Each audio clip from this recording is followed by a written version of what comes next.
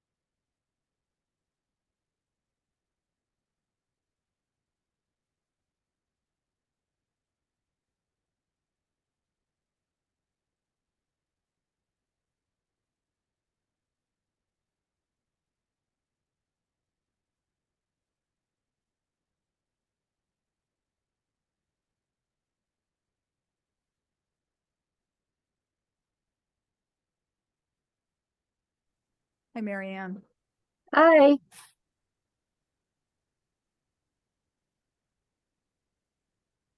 Hello. Hi, Elaine. Hi.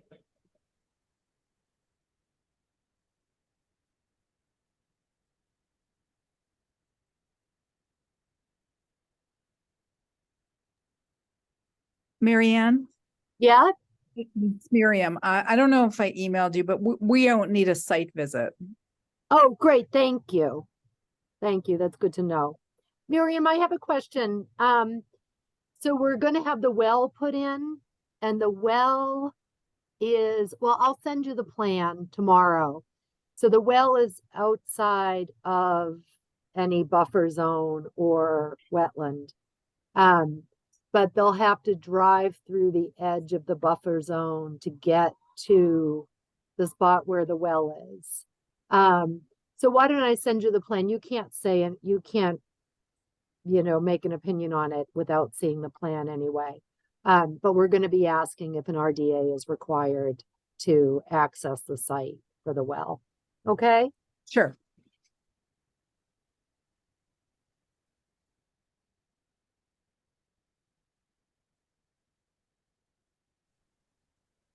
I don't know why I did this with the waiting room. You know why? Because you have to select not doing it with the waiting room. I don't usually do it with the waiting.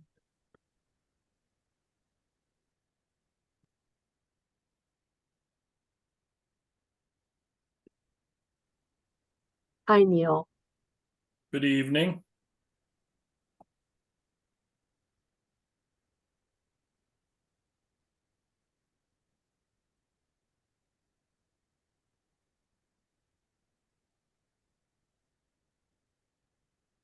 Elaine, how big was the baby? What's the baby's name? His name is Russell Richard Summers, and he's 6'10", and He's big, pretty Yeah, Mhm. yeah. Okay. Yep.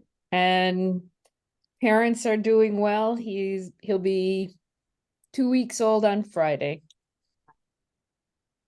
It was a lot of fun to be there. Congratulations. Thank you. First grandchild. Oh, it's the best thing. Absolutely. I'm going on number 2. I can marry her.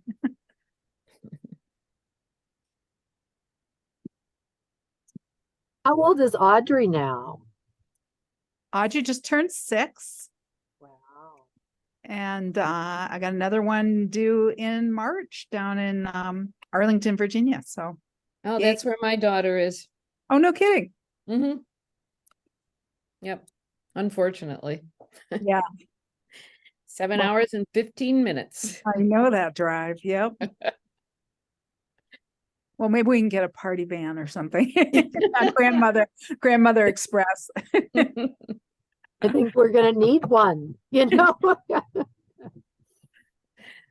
Let's see. I who just are- want everybody to know that I'm finishing my dinner, so I'm gonna keep my camera off for the first part of the meeting.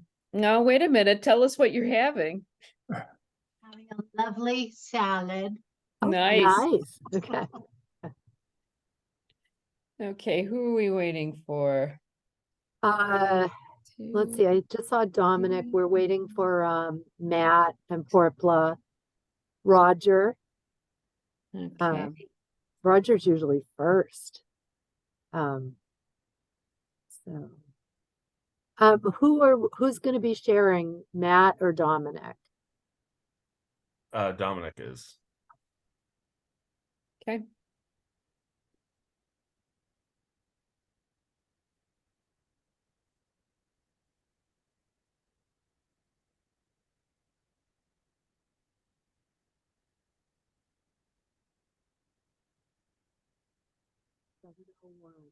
So who do we have? Brad, Dale? We have everybody we- from our we have committee. everybody. Okay.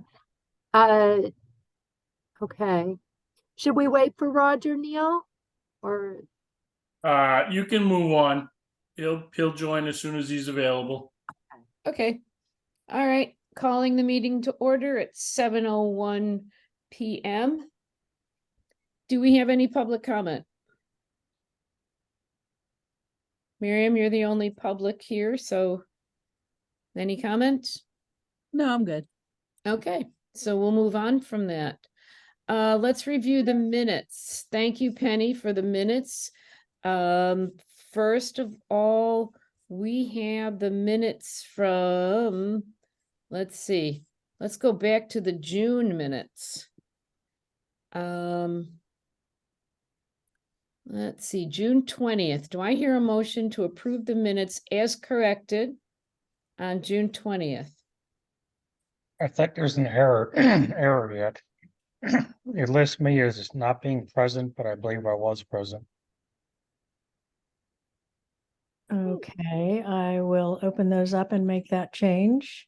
Other than that, they were fine. You know, I don't have you in any of the motions. I'm looking through the motions. I can check and see if Jeff was in attendance. I'm gonna do Yeah, that. I don't see you as having, It actually says that both Molly and Jeff were absent. And we should correct that if that's wrong. I can say exactly who was there, in I think- just a second. yeah, Let's see, June 20th. Let's see, I gotta go to the next page. And, let's see. Me, Lauren Stara, Brad Foster, Elaine Paleo, April Stein, Dale Hool, Penny Jakes, Amanda Alex, Matt Odens, Mike Vinsky, Dominic Witt, Mary Lou Conca, Wheezy Hool, Miriam, that must be Miriam DeFont, Rob Yep. Kibler, Neil Joyce, Penny Kim, Lori Tuomanen. And then there's iPad 128, which I would guess would be Stephen Dalmas. Correct, Okay. on his way. So I Okay. don't see Jeff Quackenbush, and I don't think I said Mary, no, Molly Either. Molly. Moss. Yeah, Yeah, you stand corrected then. okay. Zoom keeps very good records. So, okay. So do I hear a motion to approve these corrected minutes? I'll make a motion to approve the corrected minutes. Okay, that's Dale and seconded by Brad. Yeah. Any comments? Okay, hearing none. Roll call vote. Oh, by the way, I didn't say that this meeting was on Zoom. Am I supposed to say that at the beginning of every meeting? I think Not so. anymore. No, okay, No. okay. Okay, Antonellis, Antonellis, aye. Delmas, Almus, aye. Foster, Foster, I. Poole, Pool eye. Jakes, Jake's eye. Moss, Abstain. Quackenbush, Abstain. Kaleo, I. Okay, the minutes pass. And now we have the minutes from let's see, August 1st. Do I hear a motion to approve the corrected minutes from August 1st? I'll make a motion to approve the corrected minutes from August 1st. All Is right, that Dale? That's Dale Yes. Hool. Thank you. and Elaine will second.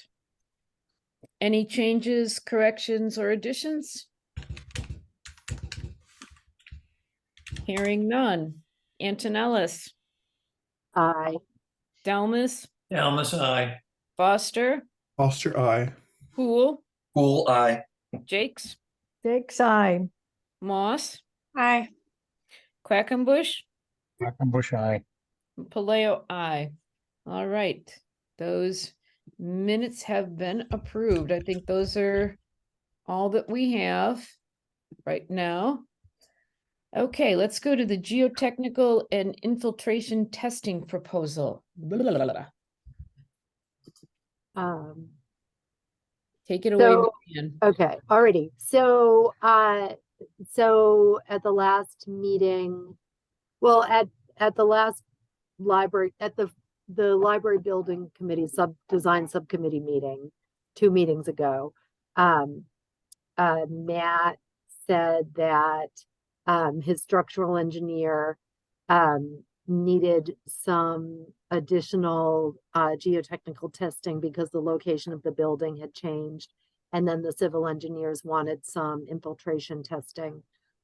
So they sent over their needs, and I contacted OTO, O'Reilly, Talbot, and O'Coon, who had done the geotechnical testing 10 years ago, and asked them for a proposal.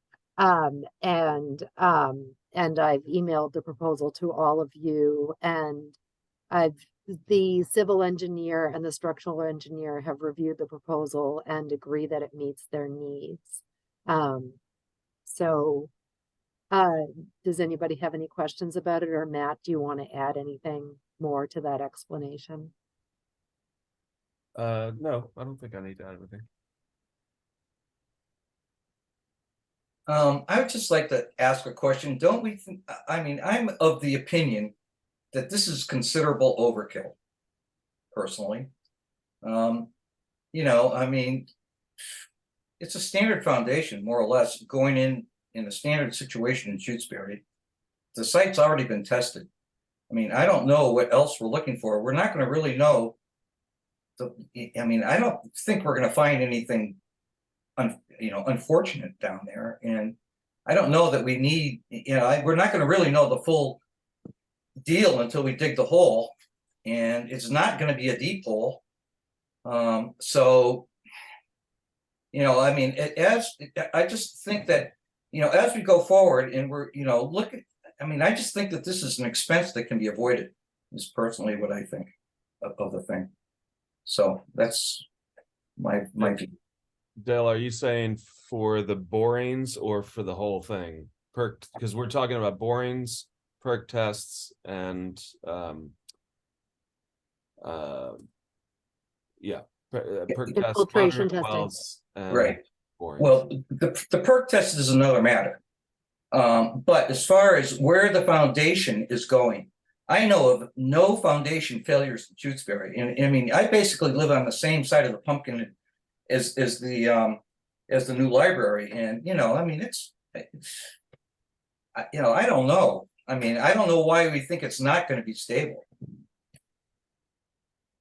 We don't think it's not going to be stable, but we also don't have borings close to the footprint that's proposed. And so, sort of standard procedure is to do borings in the footprint of the building so that you confirm, your suspicion that it's similar to the borings that were done, 12 years ago, 500 yards away, and maybe it's overkill, but we're not going to tell you not to do it. I mean, if you got there's risk obviously in not doing it.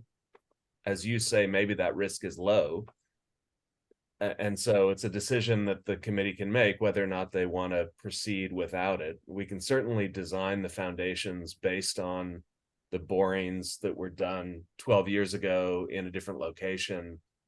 If there's a general comfort level that the characteristics are pretty consistent on this site or in Shutesbury in general. I mean, I tend to agree with you. I don't think that it's going to change much, and if at all. And we asked our structural engineer, and the thing is, they don't want to assume that risk. So they want to make sure that they are designing something based on the best information that they have available. But again, if it's something that the committee feels comfortable waiving, then we can proceed designing the foundations based on the geotech information that we currently have. But we would still, what now, would we still, so there's the geotech information under the borings under the foundation. And then there are two different areas where we're proposing test pits for infiltration testing. And right, that's right. Yeah. So there's testing for stormwater, there's testing for septic, and there's testing for structural design. Right. The septic is different than this proposal, and that's, that we're gonna do. So Right. And we would recommend continuing to do that. It sounds like what Dale is suggesting is that the borings, and you need to get, so everyone understands, the way you dig the boring is very different than the way you do the test pit or the perk test. You've got to get a drill rig in there. So OTO would have to hire a drilling contractor to come in, and you pay them by the day, I guess, or the half day, and they bring their rig in, they drill a couple of holes. And I mean, Dale's right, there's an expense there, and it's up to you guys if you feel like you're comfortable waiving that. Neil, I don't know if you have an opinion one way or the other about my opinion is that if even at low risk, if that risk can be eliminated for and I'll say it very generically, a couple of $1,000s of testing, I think it's well worth it, because the exposure, if a contractor were to come on site and find unsuitable soils or otherwise in the proposed foundation, it will be a very expensive hit to the project at that point in time. Brad? So it is about risk and how risk tolerant the committee is. Brad? I didn't see any costs, well, very few costs related to this. Do we know how much the $8,000. for the entire thing, but how about for just the site? Well, the borings. I think it's $8,000 for the geotech piece. yeah, No, it's 8,000 for lump sum. the Boring. borings and the infiltration testing. For both. Okay. So For the both. borings alone are going to be less. Right. I sort of feel at that price, it's worth the safety.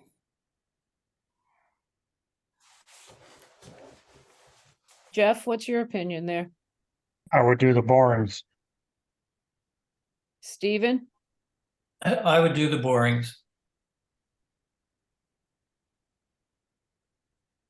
Dominic? Yeah, I would go with standard practice to do the borings. Okay. Do we want to have a motion as to whether we will accept this bid? I guess it is. Is it a bid? We consider this Proposal. A proposal. Okay, a proposal for the work from OTO for a total of $8,000 with an additional $750 if an ATV rig is needed. Do I hear a motion? I will make a motion that we accept the OTO proposal for preliminary geotechnical services at the library building site. Do I hear a second? I'll I'll second. second it. Brad seconded. More discussion? Okay. Antonellis, Antonellis, aye. Delmas, Boundless eye. Foster, Foster, aye.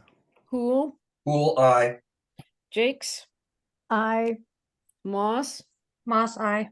Quackenbush, Bush eye. Paleo, I. Okay. We will be doing this, so. Thank you. Okay, let's review the design development progress. I have Right. to admit, I didn't get a chance to watch the entire design subcommittee meeting, but most of it, and I found it pretty exciting. I made you Nice. co-host, Dominic. Great, thank you.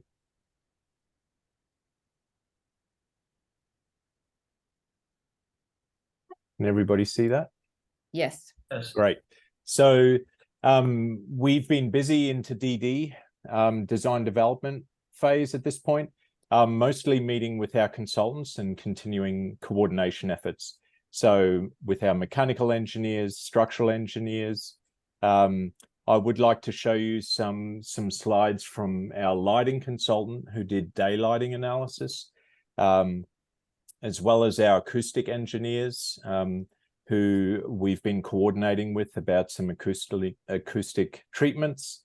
But I'd like to start with some plan developments. We also have some site development as well at the end. So looking at plan developments, we've focused in on starting to develop some details in 3 different areas of the building. First, Dominic, your slides aren't moving. Do you think your slides are moving? No, let me share again. Sometimes it takes a second. And Share. well, all right. I'm not seeing anything moving. So Yeah.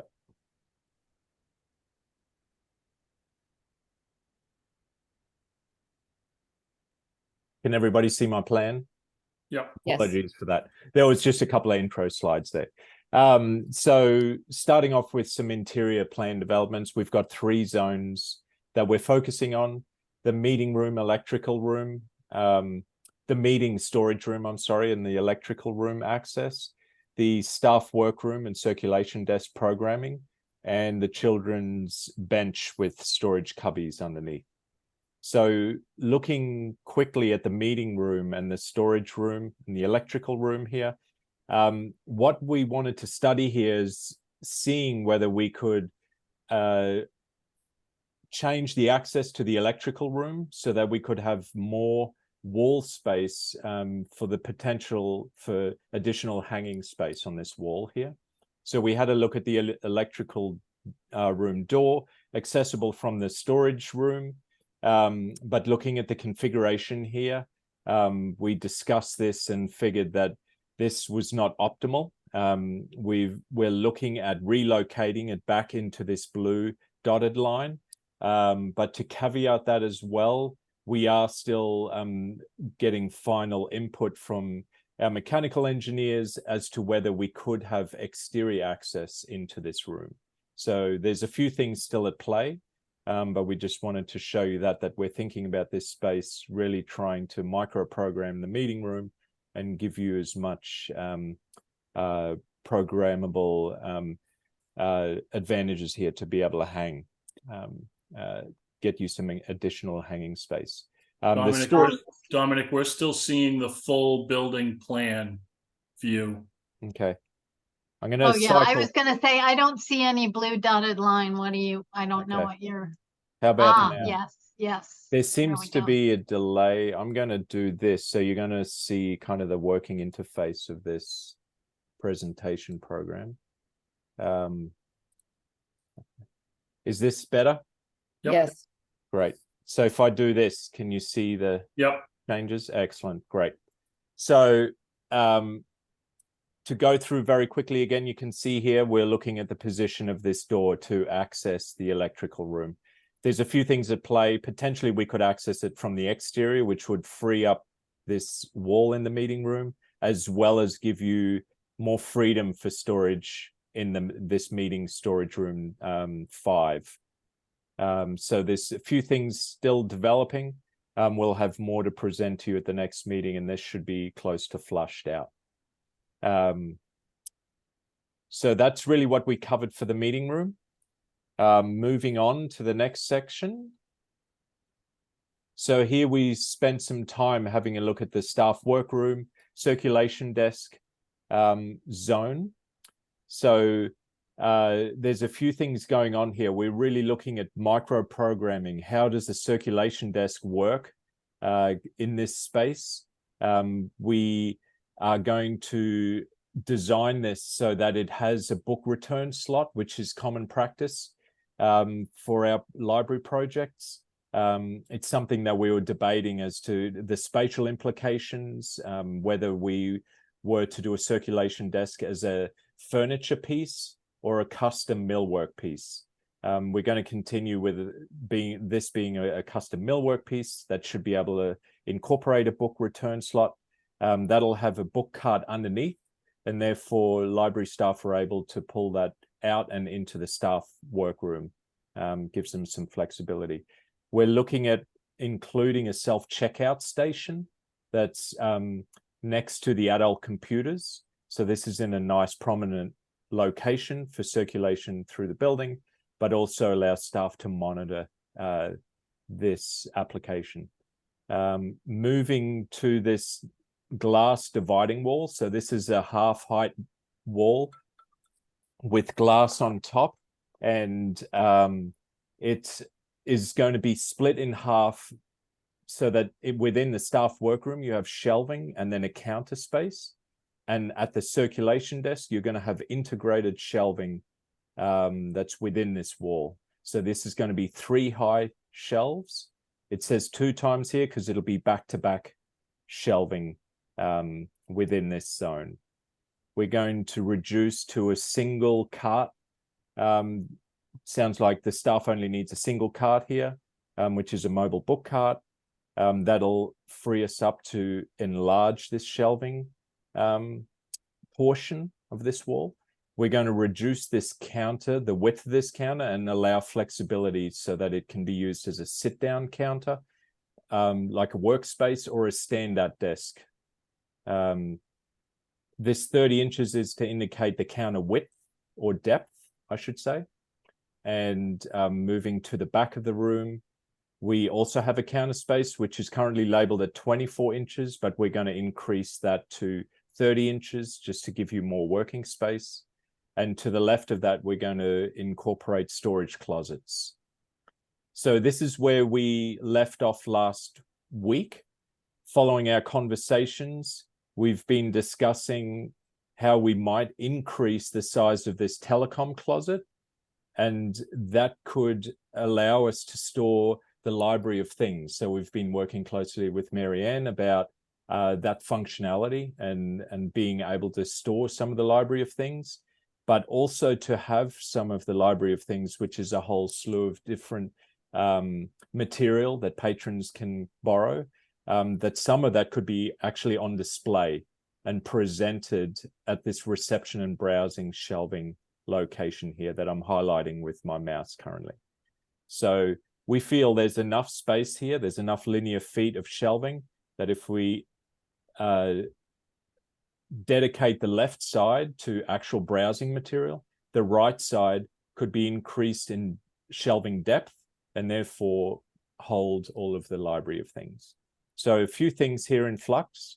But as we're kind of getting into the nitty gritty of really programming and how all of this is going to be used, things are developing nicely.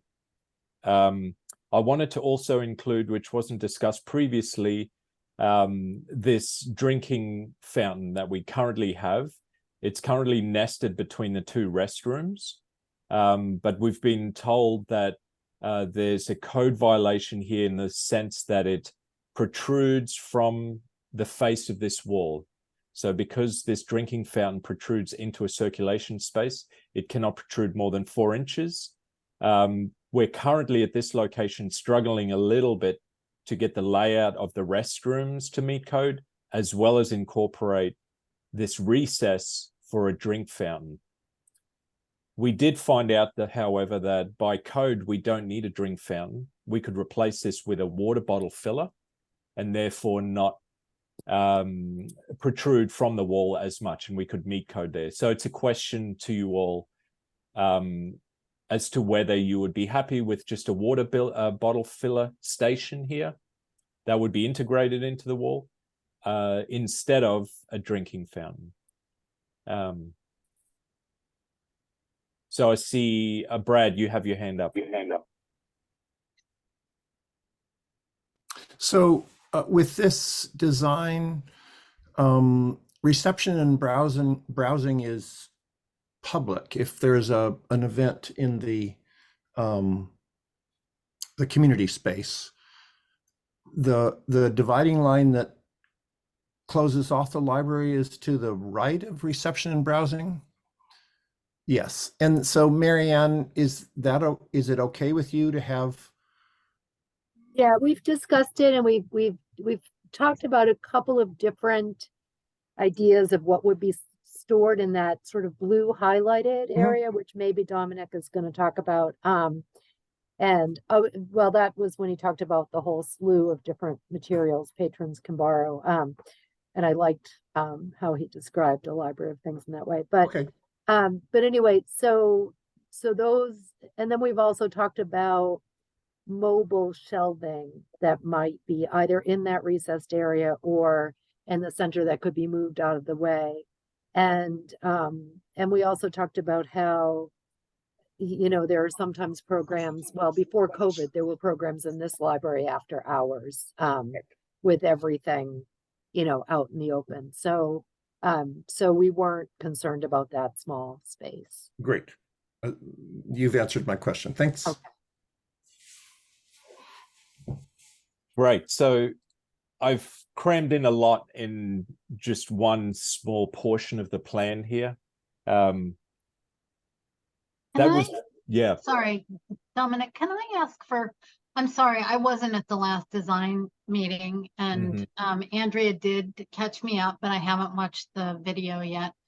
But I'm really not understanding the shelving that's called out as two times shelving in the workroom. Absolutely. Let me present some interior elevations that might help explain that. Right. And sorry, I did not get these up previously. So Dominic, did you get an answer, or were you looking for an answer on a preference between the water bottle filler and the drinking fountain? Did not, and I'm happy to get an answer today or you know, within the week or so. So it's up to the group as to whether you'd like to make that decision now, or help answer some other questions you might have with respect to that. Well, so would a water bottle filler cost more than a water fountain? Could there still be a sleeve for paper cups mounted near it? That's what they did in Monterey. They have a water bottle filler with a little dispenser of paper cups, and it works just fine. And so, and a water fountain would be like a water fountain everywhere where you press the button and water bubbles up in an arch and you drink it, and then the next person comes. That's correct. I think a water bottle filler, I would like to make a proposal that I make a motion that we decide to go with the water bottle filler. I will second that motion. Any more And discussion? are you going to provide the cups then for us old people who don't use bottles? Yep. Okay. And then deal with the trash? Yep. Okay, It'll be recycling. Yep. Any okay, other I'm okay with discussion? that. Okay, You could Antonella, also put up a shelf for regulars and everybody could have their own mug or cup that stays there. Like Antonellis, at the Shutesbury Athletic Club, Antonella's eye. Dalmas, Dalmas, I. Foster, Foster, I. Cool, Cool eye. Jakes. Penny, are you there? Sorry, I was muted. No problem. Moss, Moss, I. Quackenbush, Hockenbush, aye. and Paleo, I. All right, we're gonna have a water bottle filling station. May I Right. ask who seconded that? I did, Elaine. Thank you, Elaine. Mm-hmm. Great. Thank you very much, everybody. That will simplify that little conundrum. Yep. So that's great. That'll be very nice and clean on that wall. So to the question of explaining this shelving and how this works with this staff workroom between the circulation desk. So the next slide has 3 interior elevations. One is of the circulation desk looking back at this wall, this half height glazed wall. And then there are 2 within the staff workroom looking both east and west. So starting bottom right, we have the circulation desk view. So you're looking back at the wall that divides the circulation space with the staff workroom. You can see to the right that you have the 2 storage carts. And then to the left of that, you see the shelving. So this shelving is going to be recessed into this lower wall. So it'll be flush face, and then it'll be 12 inches deep. And that'll allow for the additional storage services for the staff that using the circulation desk. To the left, then you have the access into the staff workroom. Then as you move up, the 2 upper interior elevations of the staff workroom, the one to the right here is looking west. So again, you have a countertop work surface that's underneath an exterior window above. And then to the left, you have 2 storage closets. Then to the left, we have the east elevation. You can see to the right here, this is the access door that gets you into the staff workroom. As you move left, you have integrated shelving that would be 3 high with a standing countertop. And then to the left of that again is the countertop work surface. So we have started to look and started to modify this a little bit so that this countertop work surface to the left could have dual functionality, so that it could be potentially, this could be a furniture piece that is bought with the FF&E package, and it's an adjustable desk. So one you can sit at and then raise and stand at if required. So hopefully this better describes the intent that was shown in plan. Yes, Brad.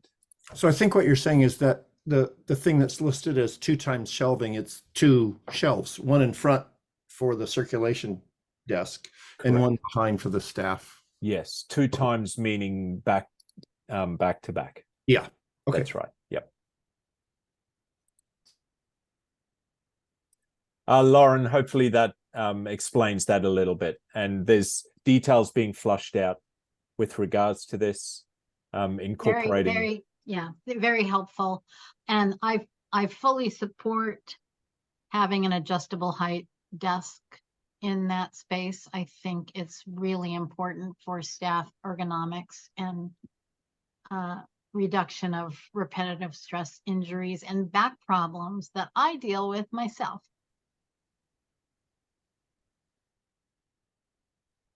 That sounds great.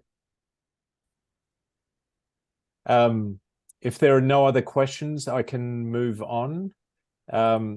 We did include some sections of how we typically detail circulation desk millwork counters. And so you can see 3 different sections through what is drawers, at the bottom right. It should be labeled as drawers here, not shelving. Then we have the regular countertop that you can sit at, that we often include a raised portion that gives the staff some privacy when they're sitting at their machine at a computer workstation. And then I wanted to describe how the book drop works so that you have a slot to the exterior of the desk, and that allows patrons to return books into a book cart that is represented here in a dash line. And we will get to work and continue to detail this circulation desk, kind of custom fit to this space. And Lauren, I did want to add as well that we are looking to have this mobile. So it's going to be on its own kind of feet, let's say. It won't be on casters, but it will be able to be lifted and moved, and just to add that extra flexibility. Lauren, yes. Yeah, thank you. One, that was one of my questions. The second one was, I just did the post-occupancy visit to Norwell, and they are having serious problems with the way their desks and other millwork is detailed with the wiring sort of inside the millwork.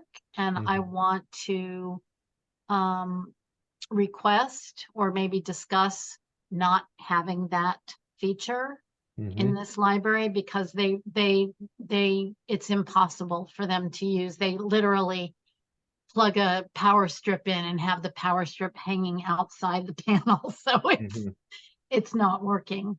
Okay.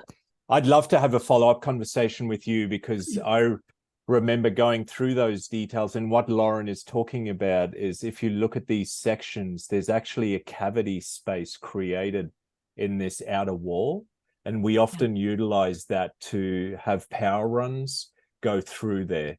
And at Norwell, we actually coordinated where the desk lay with floor boxes so that you could plug in all your electrical devices via what you can see here as this small little access hole. These are not sections from that project, but that there would be connection for wiring that gets you into this cavity and then routes it to the floor box.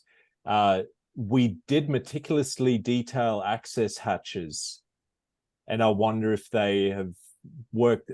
I'm trying to remember what the process was about how that was used, because everything should be accessible with access hatches. So anyway, I'd be interested to hear. I think it is accessible, but it's, you know, you have to unscrew several screws to get to it. It's That's just correct. too complicated, and they aren't using it the way it was intended. And I think I would rather not have that feature in this project. Absolutely. So what we can do is something a little simpler, which is detailed in these sections, whereby you just have a grommet on the countertop, and it allows you to put your plug down, you get under the desk, and you can just simply plug into a surface mounted outlet that we can incorporate. It'll just be hands-on, no access hatches. Yeah. Sounds good. Dominic, are you still planning on floor boxes underneath the circ desk, or would you go with pedestals? I think we would go with floor box, but again, that's a question about flexibility. You know, if this circulation desk were to ever move, then you expose that floor box. Not necessarily a bad thing. They come with great covers that you could color match to the floor treatment, so it kind of goes away. I know we would be planning on floor boxes in other spaces of the library, so it's something we commonly incorporate anyway. You know, in the soft seating sections, or in some of these tables and chairs you see in children's and adults, I would consider having floor boxes there to get power. So to that point, Neil, it's something we've got to consider for sure. But our first port of call, I would say we would use a floor box, unless anybody would rather not. I would assume we would set it up, Dominic, so that it works the same way a conference table would, right? There's That's a floor box, and then there's a way to get power from that floor box ideally to the desk surface, right? That's right. with outlets in the surface or on the back of the, above the counter, not below the counter, so the staff doesn't have to crawl underneath the counter to plug something in. And that Power, could just be power like at the work surface would be Yeah. ideal. yeah, Yeah. so it would just be a kind of furniture accessory that would be incorporated into the millwork. Yep.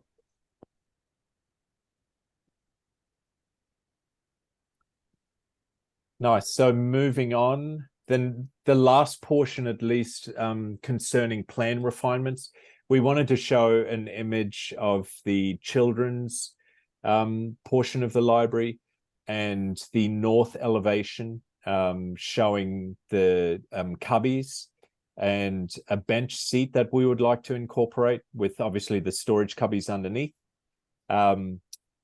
We wanted to also mention that we have a heating system that we're going to incorporate. You can kind of get a sense of it, that this bench condition is pulled away from the window wall, and that's to allow this heating element to heat, to provide hot air to this window system in winter.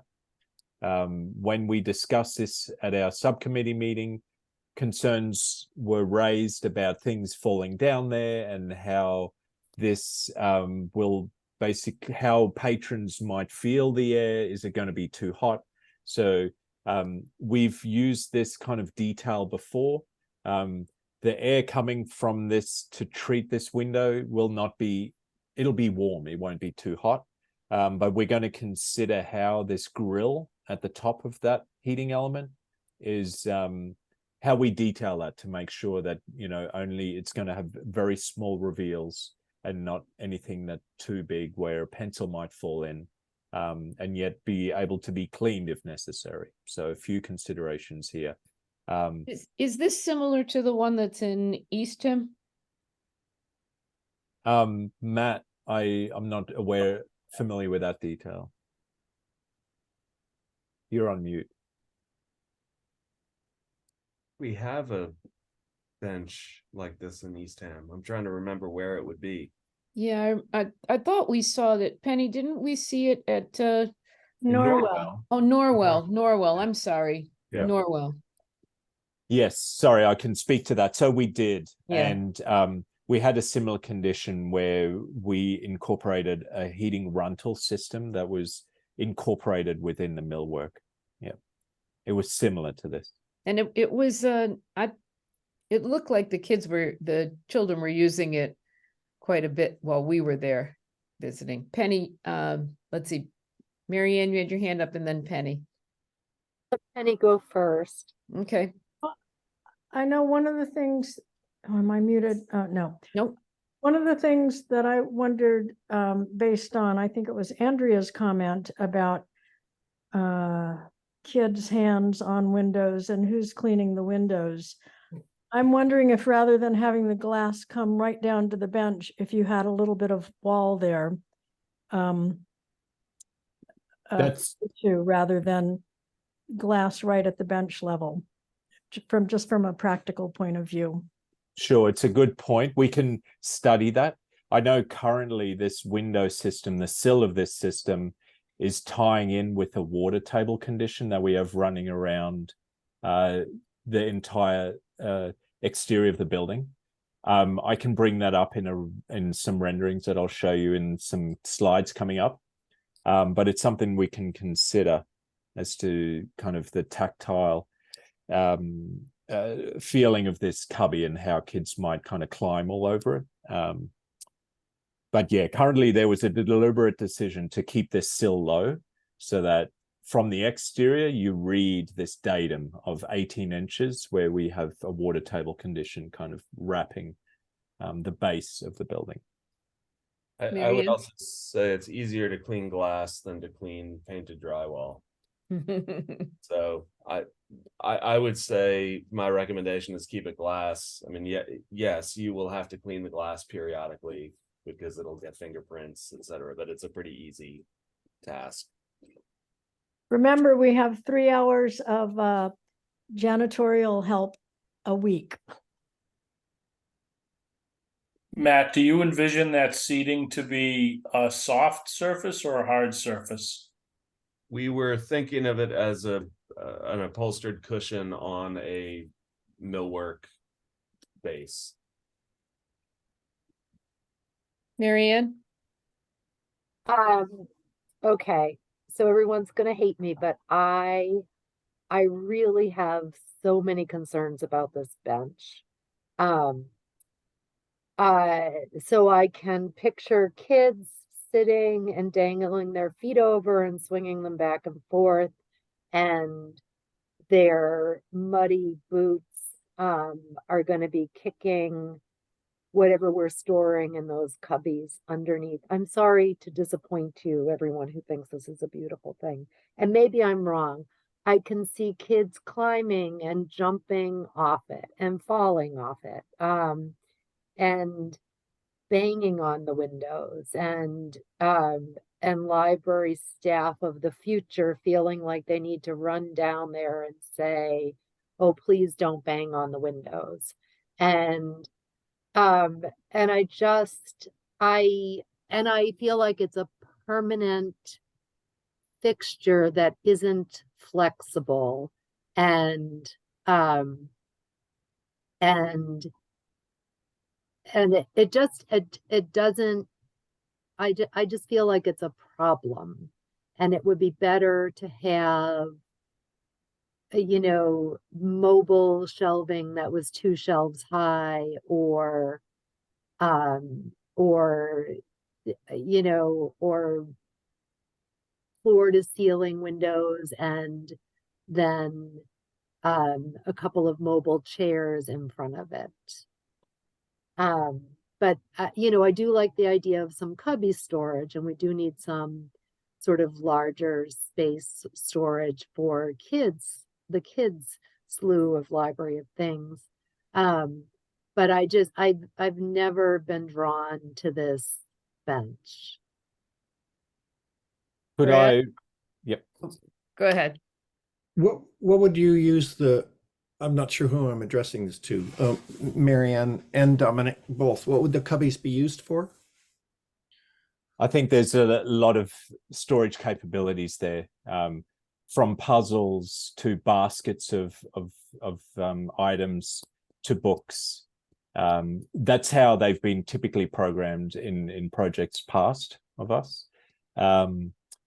I wonder, to your point, Marianne, to incorporate some flexibility in there, and whether we program it in the same way, but finish it as keeping the window at the same height.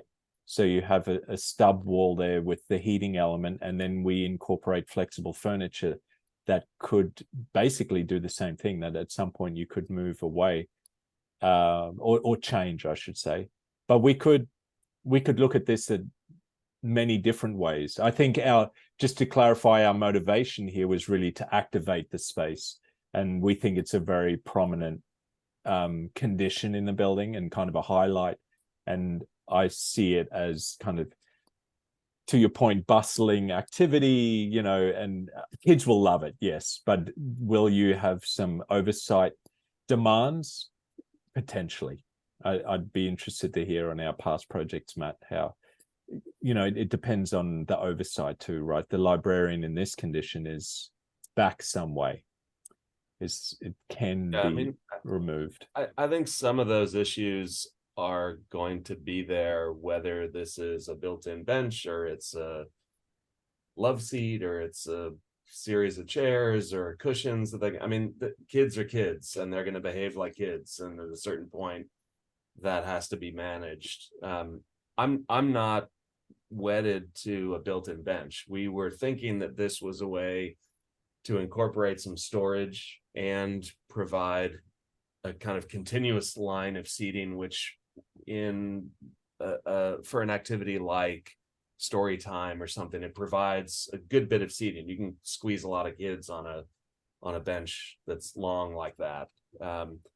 But could it be done as a furniture solution? Sure. Could we do away with the seating component and only have it as storage? Yes. And that could be mobile storage units, whether they're bins or they're bookshelves. There are any number of things, but I don't know that I would base the decision solely on the fear that kids are going to behave like kids, because I think that's going to be true regardless. Molly? But, well, just let me say, but here we're inviting kids to swing their feet and actually we're setting it up so that kids' feet can come in contact with library materials. So that sets my comment up well. What if it were hinged on top and the storage was inside? Or some way so that the storage wasn't open, but I love the idea of having that much storage. And I also like the idea of having seating. And I think there's a way to make it so that those two aren't in conflict as much as this design. Yeah, or could what goes into the cubbies be, baskets or bins or something with things in them, so that the things themselves aren't getting kicked with the heel of a shoe. It's the front of a bin, or plastic bin, or a woven basket or something, so they're less vulnerable.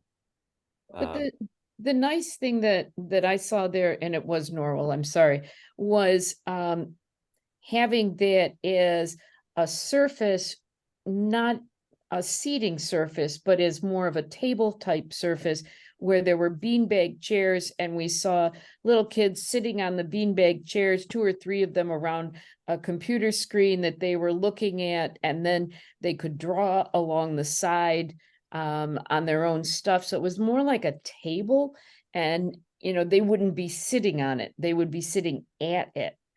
And that looked really cozy, I thought. I agree with that, Elaine.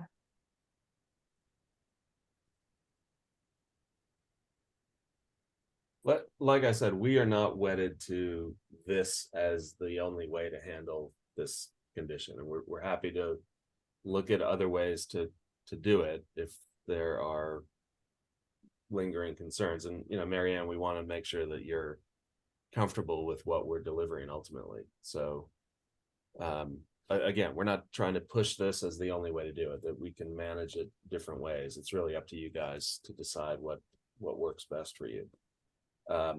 We can sort of set it aside for now and come back to you with some other options for, what if we did a furniture solution? We could spend a little time trying to find,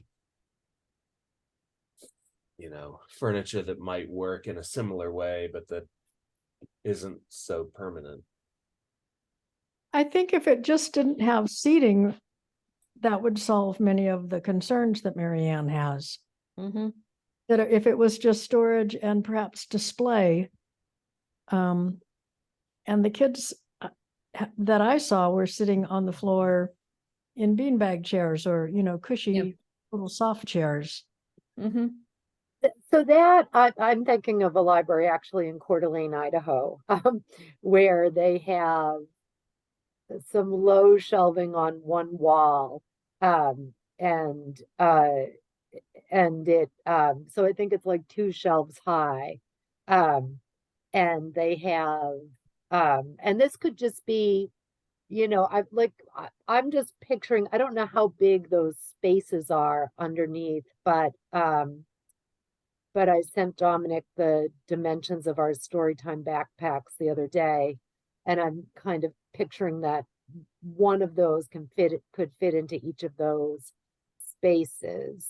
And if the top were not a seat and things could be on display on the top, so it could be seasonal books, it could be so we have this thing that is away for now. We've got to figure it out. That can be our STEAM activity station. If it's not a seat, it can be our STEAM activity station, where we put out basically STEM toys and things that we have from a grant I had a number of years ago that I used to rotate them. I would Mhm. have one out at a time. And okay, so we don't make it a seat and we make it an activity place for preschoolers. Brad, I'm heading into detail that I think is more appropriate for the design committee, but I'll throw out my comment and I don't feel I need an answer. We're talking about seating, we're talking about storage, we're talking about display, a suggestion of it being a workspace. And my question that maybe for you in the future is, which of those is most important? Molly was saying having seating can be helpful. We seem to be heading away from that. But so I would just encourage us to have a look at those priorities, which one of those are most valuable. And if it doesn't happen there, is there a place that it can happen somewhere else? That's all.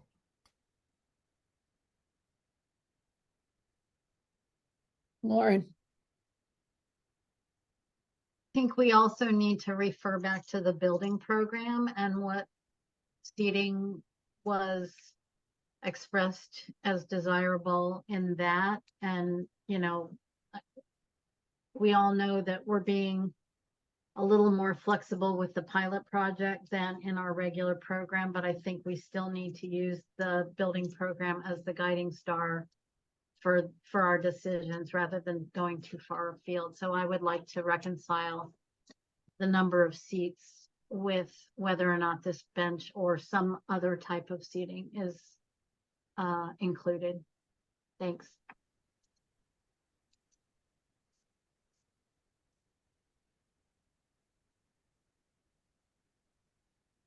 Great, this is all very helpful. So as Matt said, we can take this and run with different options. And to your point, Lauren, I'll review the seating, and if I recall correctly, I believe this was additional to the requirement. But we will investigate, all the comments and give you some options to help decision making. So that is the last of kind of the hyper-focused plan development. I wanted to move to the exterior and a follow-up of a discussion that was had at the last meeting, which had to do with the wood siding on the exterior of the library. So I've got two views of the building with two different finishes to the same wood siding product. So you can see here central to this elevation, we're currently looking at the entry of the library. So you can see here that it's highlighted and treated with an Accoya wood siding product. We've chosen it not only for the aesthetic, but it has a 50-year warranty, which is a superior product for longevity. The question is the different types of staining treatments that we would like to choose, which of the two different types of stains would we like to select. It comes onto site already treated. So it's a treated wood, which gives you that longevity. And then additional stains can be applied to then further weather the product so that over time, you minimize the change in finish. So I'll actually jump ahead. You can see here, this is one, let's say, color finish. And you can see that over time, you get a weathering effect just because of exposure to the elements in the sun. That was the more natural finish. This is described as a blackened finish, and really it's just a stain. And you can see here over time that it does change with weathering. So going back to the exterior elevations, this is the natural stain against kind of the darker stain. That's at this entry condition. Then moving to the other side, the west side of the building, you can see here, this is kind of the notch condition where we're treating this because it is because of this move to the building, we're treating that with wood as well as the staff workroom pop out. So this is the natural look against the blackened look. So this is really purely an aesthetic decision. The wood is the same, the warranty is the same. It's really just a difference in color and the kind of long range expectations for what this wood is going to look like. So if you do nothing to wood, it weathers based on exposure, rain and sun, and it turns from the natural wood color to like a silver gray. That's pretty standard regardless of wood species. What a koya is a chemically modified wood. So they basically pickle it with a sort of vinegar solution, and that changes the properties of the wood, and it allows them to offer a 50-year warranty on this product because it makes it resistant to rot and pest infestation.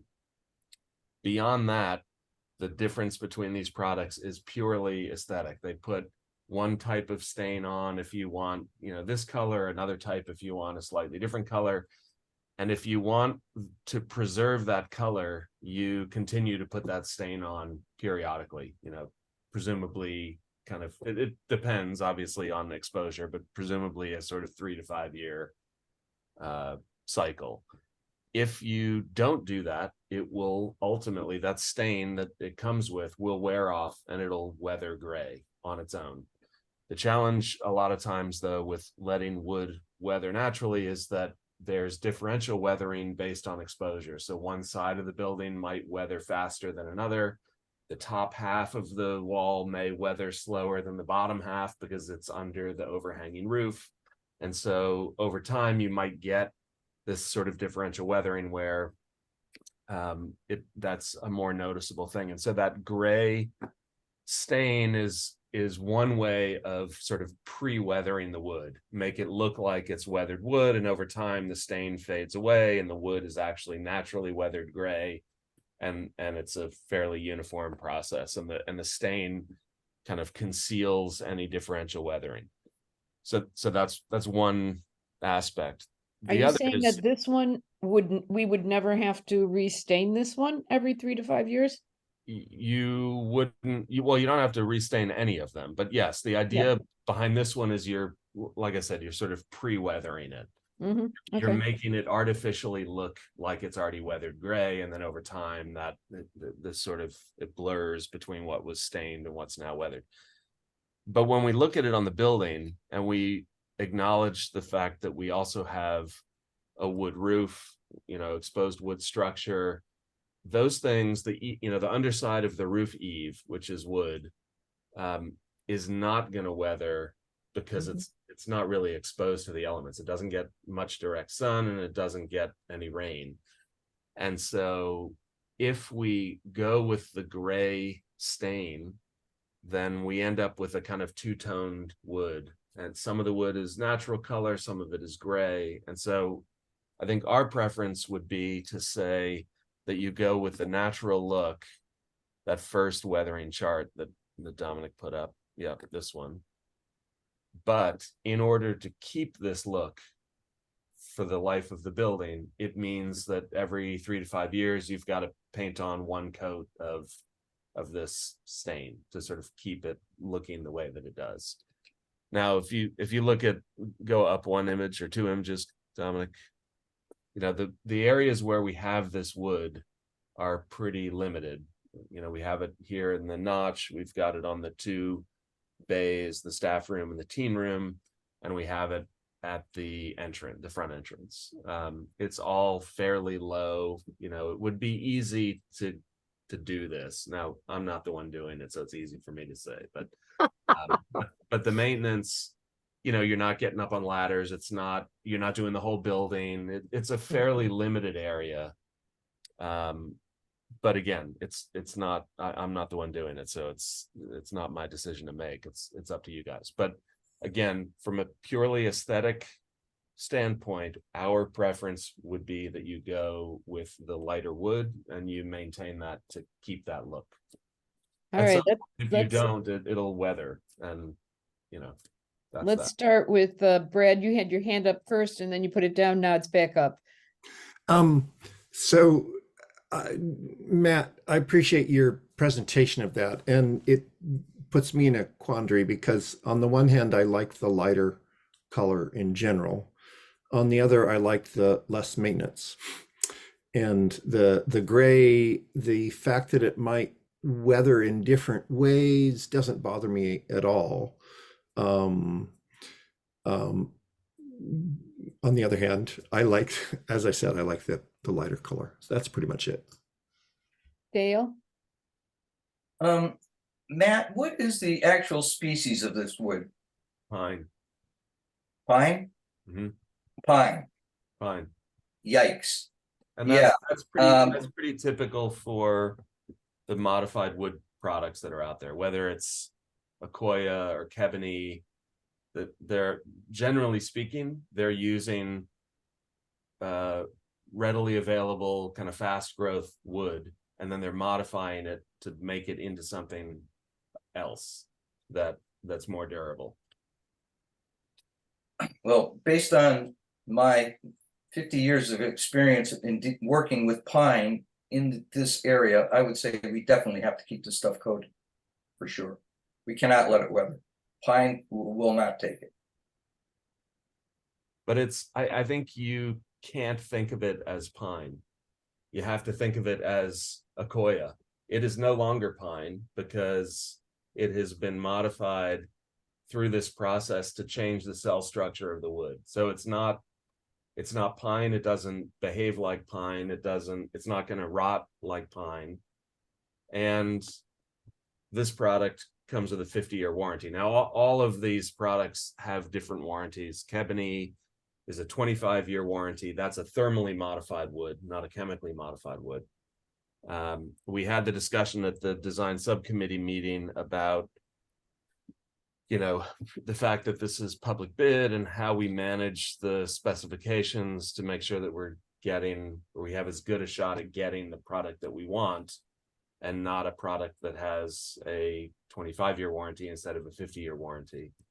And that's something that we have asked the reps that deal with this product how they've handled in the past, and we're hoping to get some more information from them. But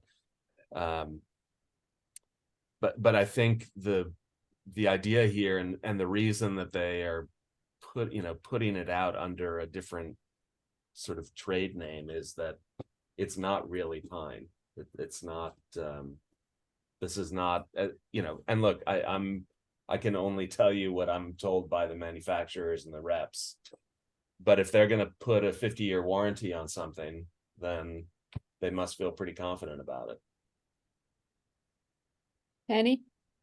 Two quick things. One, this is a question I asked at the design meeting recently, which was to actually see these products that we will be making a decision on. And Matt, we don't have to decide tonight. You don't. And I don't expect you to. And the other thing I wanted to mention, and that we talked about this at the last meeting as well.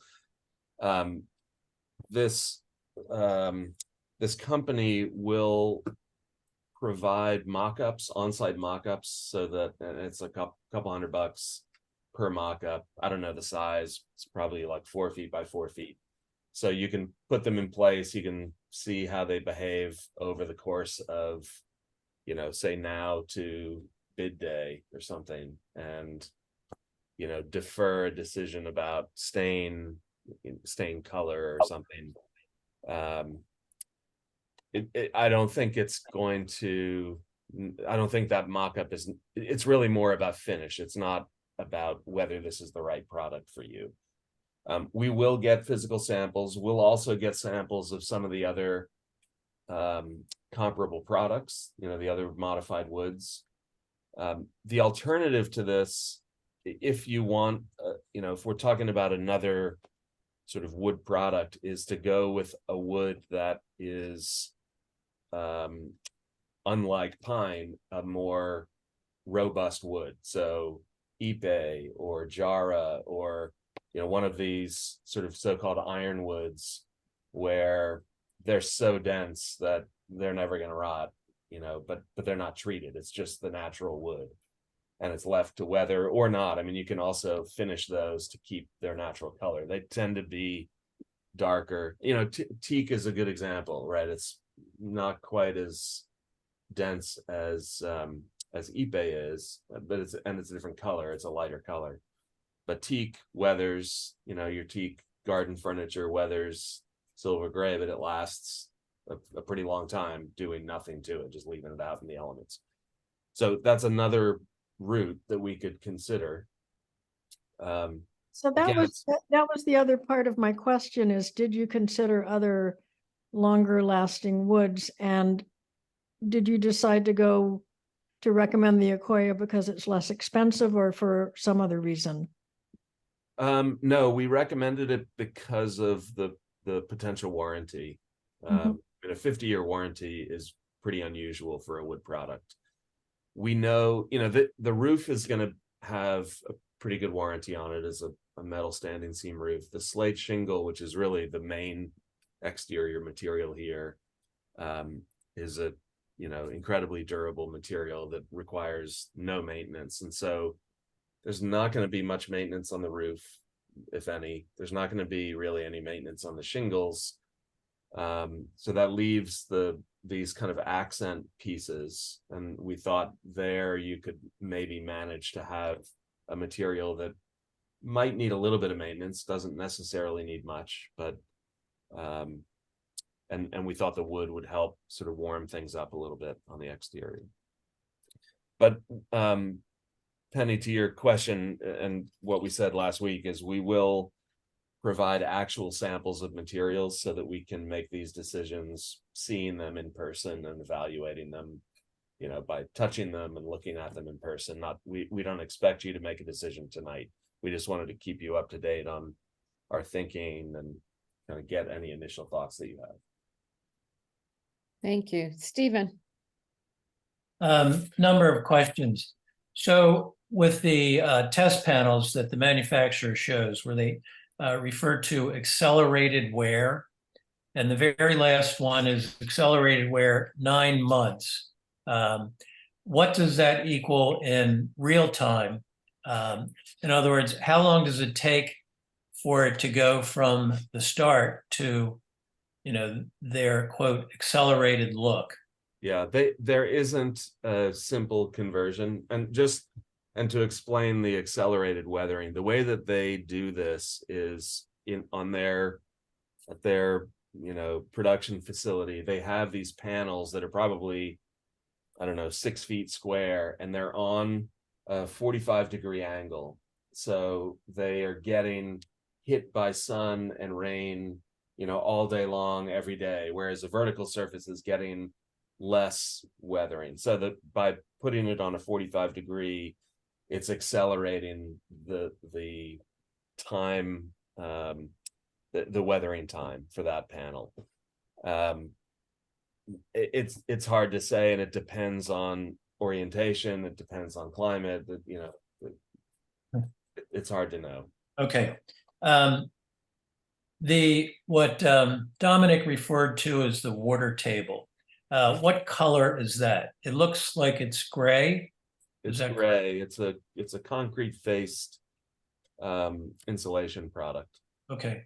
And the soffit, when the building is initially completed, will the soffit, if we went with the light stain on the product, would the soffit get a coat of that stain? The soffit would be, we would probably just leave the soffit untreated. It could get the same stain though. I don't know that you would need to ever stain it again, because I don't know that it's really right. I'm just thinking of, say, color consistency. Yeah. Part of my thinking, and I don't know what my choice is at the moment, but it's a fairly small building. It's a fairly simple building. And I think trying to keep the color palette as simple as possible is something that we should consider. So, on one hand, I like the gray stain on the siding, although it looks so dark, and that's part of the reason I was asking the question about how long it might take to get to the lighter gray, because the gray, ties into the water table. But then if you go with the light stain and the soffit is initially staying the same, then the siding and the soffit are tying into each other. Personally, I think getting, test panels and having all the materials on site so we can maybe even, see how they look would be something I think we should definitely pursue. That's all I've got. Thank you. Mary Ann. Oh, I think I found my answers. I'm gonna take my hand down. So, Okay. Anybody else? You found your answer? so it's radiata pine, which maybe is pronounced a different way, and which is harvested in elsewhere. I think it's New Zealand, but I read through, and then it's shipped to the Netherlands. They are building in 2022. It looks like they said they're going to build a facility in Tennessee. So it's pine that is treated with a chemical that is, considered to be like a really strong vinegar. It's sold in 45 countries. Akoya started manufacturing the wood in 2007. And I sent you a link to Akoya and a link to Kebony and a link to an article comparing the two. I sent it to the building committee members just now. Because when Matt started talking about teak, I was thinking, oh, that comes from, really far away, but this comes from really far away too. And everything is, or a lot of things are going to come from far away, but just different things that I consider when I'm buying products. And this process of modifying the wood it's been the research has been going on for 70 years, so it's not a brand new process. This is just a newer product.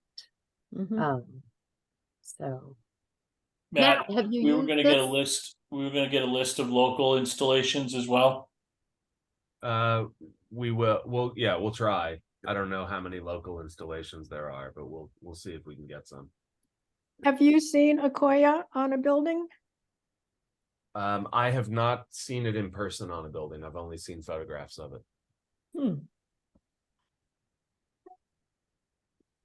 you have any friends who've used it? I don't know off the top of my head. It's possible. I mean, it's a product that is becoming more popular, I think, for obvious reasons. It is FSC wood too, and so it's responsibly grown and harvested wood. We'll get more information. We'll get actual samples of it. We'll see if there are installations that we can look at, and we can also research other options. We could go with Alaskan yellow cedar also and stain it, and that isn't going to last as long, but it's a natural product that will weather gray over time. Or we could use some other type of wood. I just I'm intrigued Googled by it. this. I just Googled it, and there's the Sylvan residence 15 miles from Boston in Weston that has Akoya. on it, and I'm looking at the pictures of it. I'll send you the link. We could go look at it. Private residence? I don't know. Might want to ask first. I don't know. The Sylvan residence in Weston. We could drive by, not gonna kill them. But we could ask them. I see there's a picture, it has somebody taking a picture. But yeah, I'm sure we could find some places around that we could go and see. Brad, So I take it the Akoya and the similar products are long lasting. If we compared them to Western red cedar, is the cedar more expensive either to buy and install or to maintain? Are there cost differences? Yes, so the last time we priced this and had our estimator price out Alaskan yellow cedar as an option, the cost of Alaskan yellow cedar has gone up recently. And so right now, I want to say that that Kebony and Akoya were either cheaper or about the same price, but we were getting a product that was going to last longer. That came with a warranty. It'll last longer. You're not going to get 30 years out of an Alaskan yellow cedar siding, I don't think. That's important to me. The length of time and the cost are both important. So I'm glad to hear that. That's not to say though that's if you do nothing to it, right? If you maintain a wood facade, it can last a lot longer. I mean, my house is 125 years old and it's probably only been reshingled twice in that time. It's painted, right? So it depends on how you're treating the wood, and it depends on what your maintenance routine is and maintenance cycle. So a natural wood product, depending on what you choose, is going to have potentially more maintenance required to make it last longer. And I think that's what we were trying to avoid by suggesting a product like Akoya, that this was, and maybe it's too good to be true, but it seems like the best of both worlds. It's a wood product. It looks like wood. It weathers like wood, but it behaves differently in terms of its longevity. Okay. okay, we'll have to do more on that. Sounds good. We'll work to a materials samples meeting. That'll be one of the steps that we take next as well. So moving on from the exterior, we met with our acoustical engineers to evaluate design.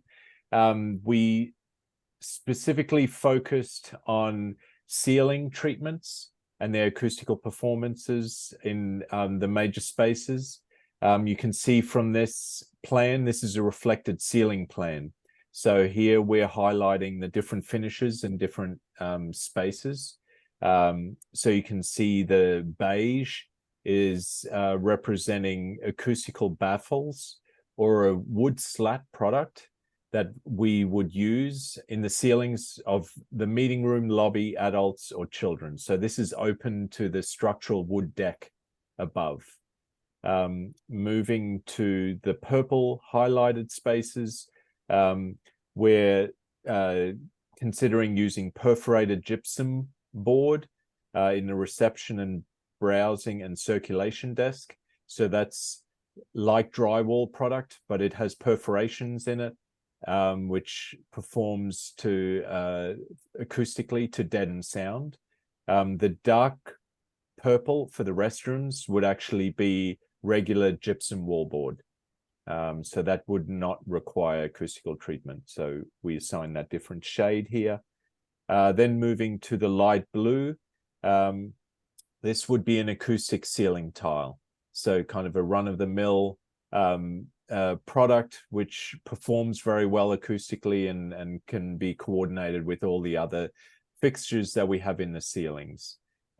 Currently shown as white, we're investigating whether we do or do not need ceilings in these spaces. So the telecom room, the janitor closet, and the storage room, we could potentially go without a ceiling treatment just to save some money.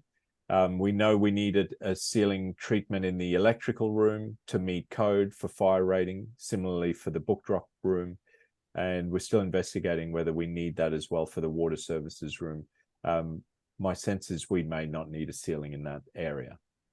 Additional to what we're showing in this plan is some acoustical wall considerations. So the staff workroom and the teens room, director's office and study have a demountable glazed wall partition system. So we have glazed elements here. They're like glass walls. And you can spec these to be a single system. It's an interior glaze system that gets installed as a continuous system, also including doors. And that's critical to being able to control the acoustical properties of those walls. And that's the kind of performance we're looking for in these spaces. We're also discussed with the engineer that we're going to define wall assemblies for the director's office to ensure acoustical rated wall assemblies there to give this space privacy. And in addition to that, we discussed a sound masking speaker system that we should include in this library. So that is an active, it's kind of like a pink noise, it's been described. It's a speaker system that you install in the lobby, reception, circulation, adults and children spaces. So just kind of these major open spaces.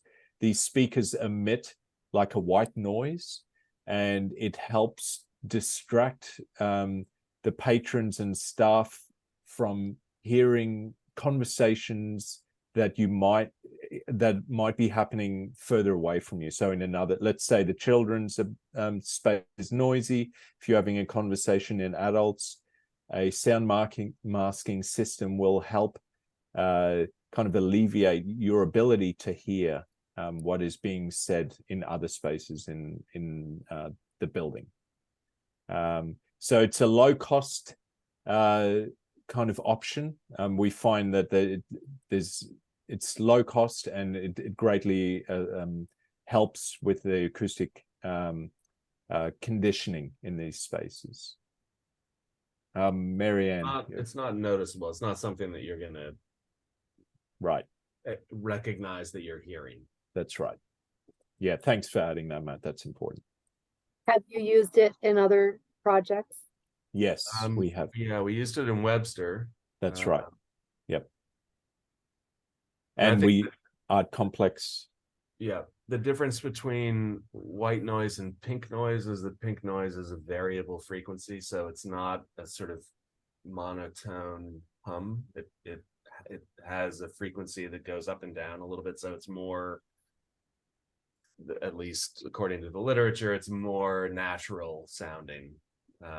But again, it's not something that you even really pick up. It provides enough kind of ambient noise that it takes the curse off of audible speech that is happening on the other side of the room. Lauren? Several years ago, this is when Rosemary was around. Rosemary and I had a tour of the Cambridge sound masking offices and facility, and they had a demonstration situation where you would be inside a room and they would have people talking on the other side of the room, and they would turn when you went in, the masking was on. And when they turned it off, it was really pretty remarkable, the effect that this has. And this was also installed in Westwood. Odenzella was not the architect on that project, but it was installed with great effect in Westwood. So my other question has to do with having acoustical wall assembly between the restroom and the teen room. I mean, that's looking like it's a plumbing wall to me, and there can be a lot of noise in those walls. Yes, it's currently at the off-hour security screen pocket. So we would have, it would actually be two finished walls, which effectively would create acoustical separation between the two. Yep. Thank you. Yep.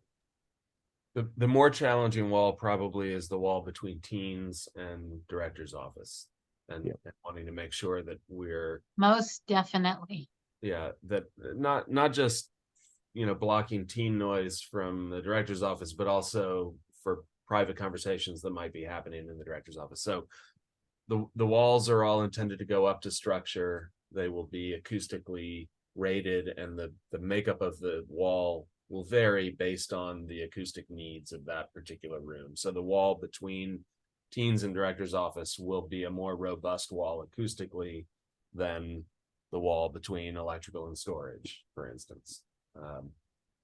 That we've talked about a double stud wall in that location, sort of offset studs, sort of nested together so that you're isolating one side of the wall from the other. So that there will be some considerations depending on each of these specific conditions.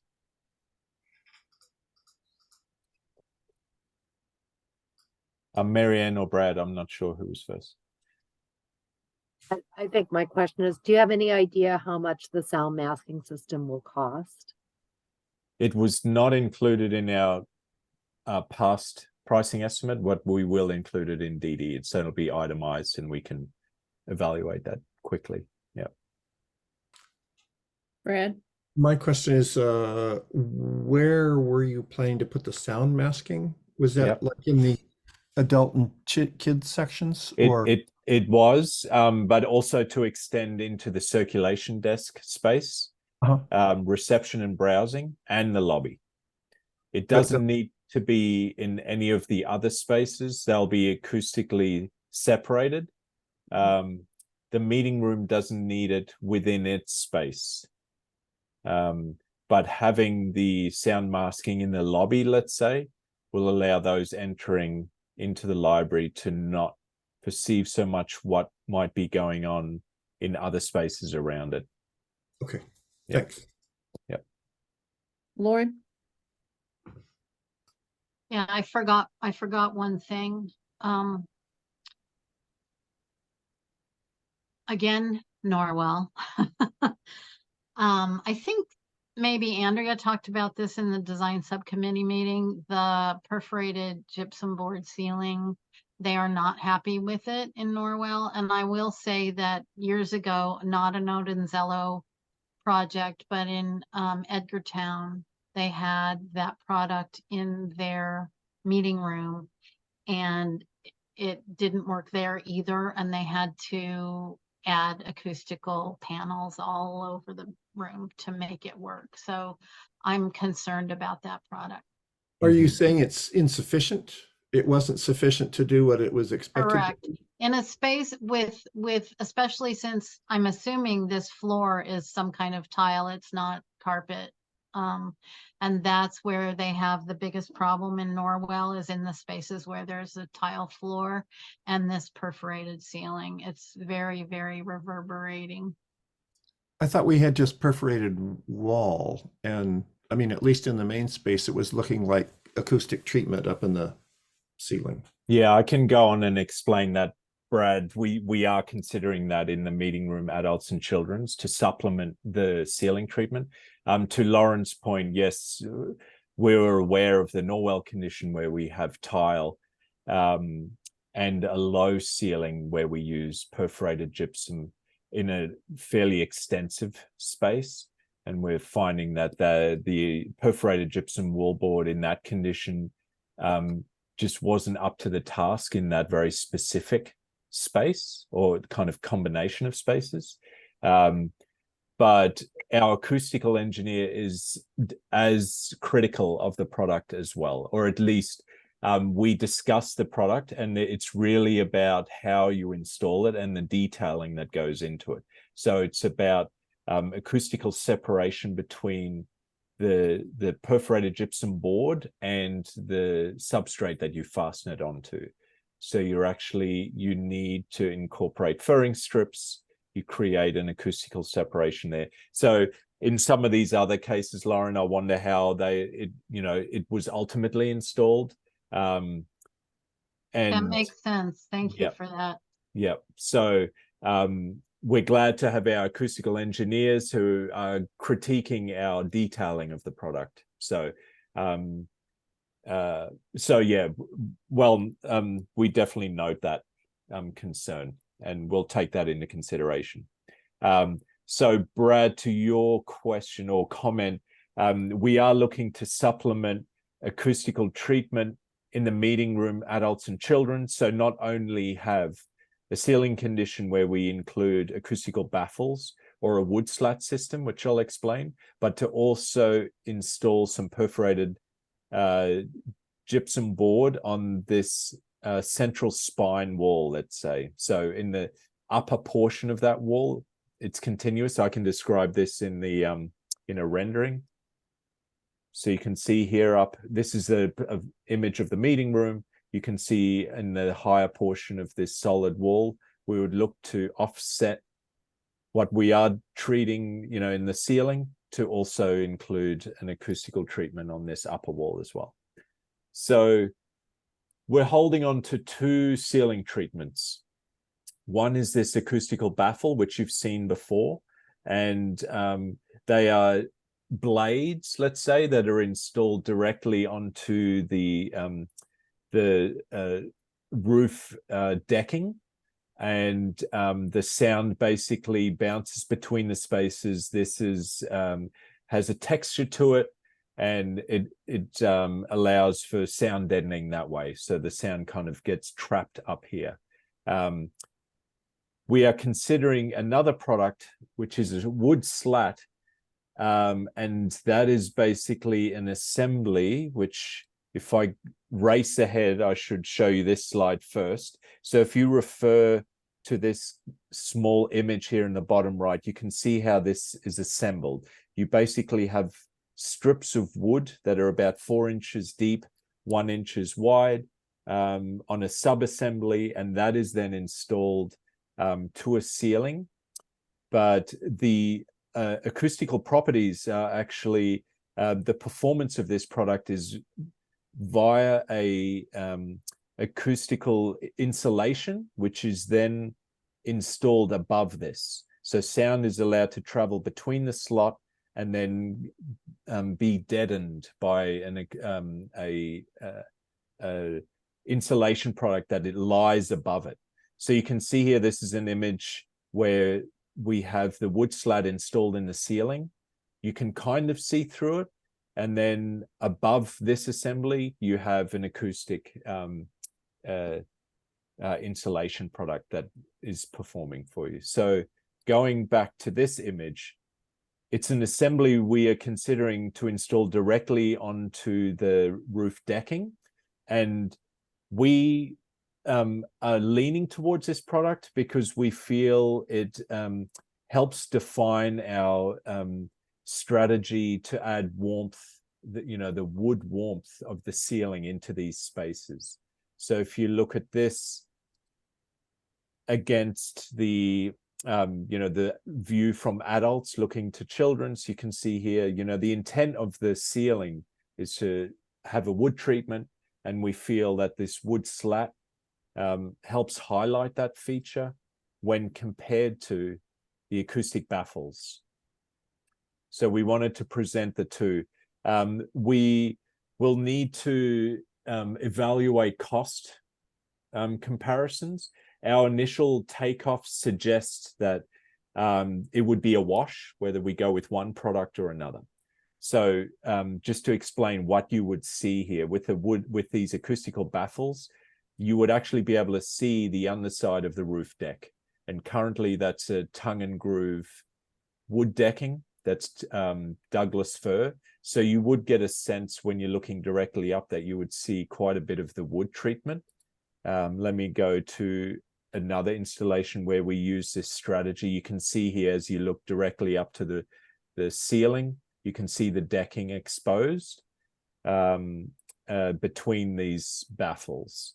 But if we were to install this wood slat, you would actually not be able to see through the product, and therefore we do not need to specify the wood decking, and we could go with a cheaper ply product. So we're still going through the details of that. Ultimately, you wouldn't see what that finish is, so there's no need to kind of use the tongue and groove decking. But we'll better evaluate that once we get to the end of DD and potentially set this up as an alternate between the two finishes. Before I open it up to questions, I again just wanted to highlight again the perforated gypsum wallboard up here in the meeting room. A strategy that we would like to incorporate in both the adults and children's as well.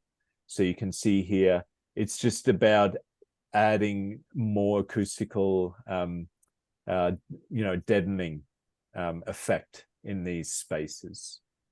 I have another slide here where you can see kind of this wood slat treatment. Marianne, I see you have a question. I think Lauren had her hand up first. Oh, I'm sorry, I didn't see. Yeah. Go ahead, Lauren. Thank you. Two things. One thing, in that last image that you showed, it looked to me like there wasn't anything above those wood slats. And my understanding is the major acoustical benefit is when you have acoustic materials above the wood slats themselves. Is that what you're thinking of? Absolutely. Yep. So it's definitely an assembly that we are going to include. Okay. Yep. And the second, can you go back to the image with the baffles, please? Yeah, I just want to say that I'm sure everyone knows this, but it to me, the aesthetics of this with the white baffles is very jarring. It's not as attractive as the other image, but those baffles don't have to be white. And in fact, you showed the photograph of Norwell with the gray panels, and they're much less obtrusive. I just wanted to point that out. Thank you. Marianne. So can you put things on top of the gypsum boards, like artwork? No. Well, not if you want acoustical performance. That's right. So it didn't. I failed to show this image, so you can see here. I just wanted to bring this up. You can see the perforations. Alrighty, and then I want to ask a question about acoustics in the meeting room. So, so this meeting room will be used for 1,000 different things, and I'm hoping that there'll be, tiny concerts in there, or choirs singing, small choirs singing, and would these so how can we consider like all the different uses of the meeting room and have the acoustics be just perfect for all of them? It can't be. That is the short answer. Spaces like this are all-purpose spaces, and so you kind of have to strike a happy medium. That it's not going to be ideal for any one of those things. It's not going to be the perfect acoustic environment, but it'll be fine. And okay. So it's a question of balancing the acoustics so that it's live enough that when you have music, it doesn't completely fall flat, but not so live that when you have a speaker up there presenting a lecture, people can't hear because it's so echoey in there. And that's always the challenge of these kinds of spaces. So it's finding a kind of neutral solution, really, and balancing the amount of acoustics. And that's why we have a Centec on our team, so that they can tell us what the right balance is. And so what we're showing here is their recommendation for the amount of acoustic stuff that we need in that room. We don't think we want anything on the floor that's acoustic, no carpeting, because it's terrible to clean in a space like this that gets such heavy use and different kinds of use. And so really the best place for acoustic mitigation is on the upper half of walls and on ceilings. That's where you get the biggest bang for your buck. So I think that's the short answer to your question. It's we'll do the best we can, and we're going to try to make it work for everything. What's Brad. the floor? What's the floor surface in this? Currently a rubber product. Yeah. Yep. Okay. Rubber so linoleum. Then it's not highly sound reflective. The highly sound reflective part would be the windows, and there's not a lot of those. I would, Matt, I do events in a whole bunch of different buildings, and I liked all that you said, aiming for something that works as best it can for everything. That I find many, many more buildings that are way too live and noisy, and they're harder to deal with. They work great for certain things, for a very small number of things, and they're harder to deal with for everything else. So middle of the road sounds just perfect to me. Lauren? Yeah, just very quickly in answer to Marianne's question, again to Norwell, they have a ceiling kind of like this. They have a wood floor. And I'm talking about in the meeting room. Yeah. Yeah. And they are over the moon about the performance of the meeting room, both for music and for presentations. So I'm not sure how the rubber floor will change that dynamic, but I just wanted to mention they're so happy with it. That's great to hear, Lauren. I think having musical events in these kind of spaces is kind of the outlier of testing acoustical performance in a space. So I'm glad to hear that it's working well there. I feel like, Matt, that a rubber floor might help with some acoustical absorption when compared to wood, although wood would be better than tile. So I don't think there would be a big difference though. And we would be looking at similar strategies. Yeah, I think the rubber floor is a good, again, kind of a neutral floor. It's not going to be the thing that floor material does the best job of managing is chair noise and footfall noise. So, if you have a lot of chairs getting moved around on a wood floor versus on a carpet, you notice the difference. Rubber floor is going to be probably a little better than wood, certainly not as good as carpet. Cork is another good flooring option, but it tends to be more expensive, more like the cost of a wood floor.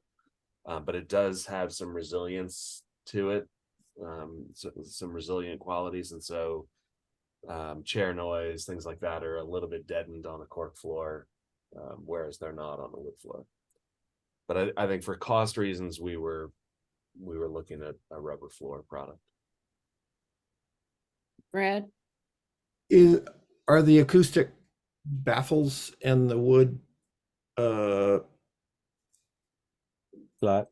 slats, it's more than the wood slats, that whole assemblage, are they somewhat equivalent in terms of sound? They are. We're trying to meet an STC rating of 0.8, which they both perform similarly. Yep. And then a second comment, in terms of the flooring,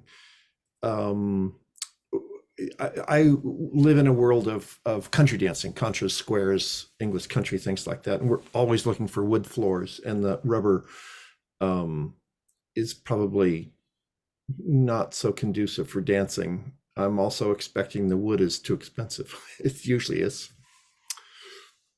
That's right. And yes, I think the rubber floor will be somewhat forgiving, but not to the same extent as carpet, let's say. So there will still, I'd say rubber floor is kind of the in between carpet and a hardwood floor. So I don't know if it would be that detrimental to a dancing condition, but rubber would be much better than carpet, and I imagine Yes. wood better than rubber. It sort of depends on how sticky the rubber ends up being.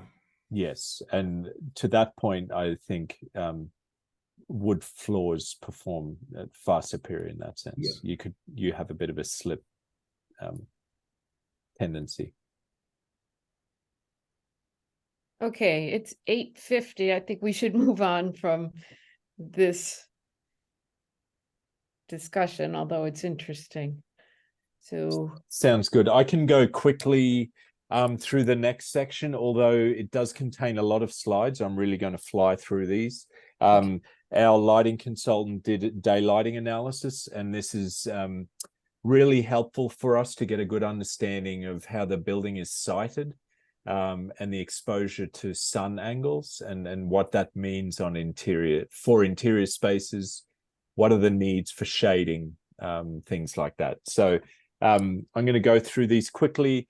Our lighting engineer got the building in a model, and so we're going to see images of a plan cut. So it's consider the building without a roof. You're looking in, but you still get a sense of what light is penetrating into the spaces.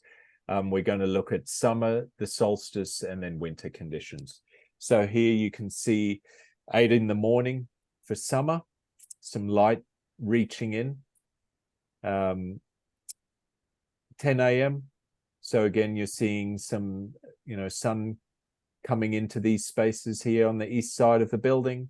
By noontime, as expected, the sun's very high. There's not a lot of sun coming into the space, partially in the meeting room. Again, 2 in the afternoon, you see the sun starting to move around the building. By 4 in the afternoon, it is a critical condition we would consider, at least for the meeting room. We're really interested in the meeting room, knowing that we have south exposure. So you can see that condition here. By 6, it's really reaching in to the meeting room, partially to the adults' room here as well. Then moving to the equinox. Sorry, I think I said solstice before. Equinox conditions, 8 a.m. in the morning. 10 a.m. again, you're getting sun coming in a little more in the meeting room now. Midday, the sun is a little lower, so it's becoming more critical, the penetration into the meeting room. 2 in the afternoon, continues to reach into the meeting room, and again at 4. By 6 p.m., we expect that the surrounding trees are going to do a lot to help shade. Then in winter, early in the morning, the sun is very low. We're not seeing a lot of penetration. 10 a.m., it's starting to come into the building. Winter midday, partially coming into the meeting room. This is a misplaced slide or mislabeled. 2 p.m. for winter, so definitely far reaching. And then 4 in the afternoon and thereafter is not a concern. So it's a great exercise for us to better understand what are the critical times of the day related to opening hours in the library, and what do we need to do to mitigate this condition. We discussed in our last meeting, the sub-design committee meeting, that we would have shades at all smaller spaces within the library, staff workroom, teens, and then kind of this eastern bank of window walls would get shades, and then we would need to obviously shade the meeting room as well. We discussed whether manual or motorized shades would be appropriate, and there was a decision made that preferences were for manual shades to not overcomplicate the operation with motors. So again, going back to this view, we discussed this transom window condition. So again, we figure that the meeting room is the critical space from the daylighting analysis, and the subcommittee weighed in on how we treat this transom window, whether we should have it or not. We feel we like this condition very much, being able to see out, but we feel that we would need a motorized shade, specifically a bottom-up shade that would allow you to alleviate the sun coming in during those critical times. So that's kind of where we left it. I don't know, Marianne or any of the subcommittee, whether you want to add some of the discussion had then.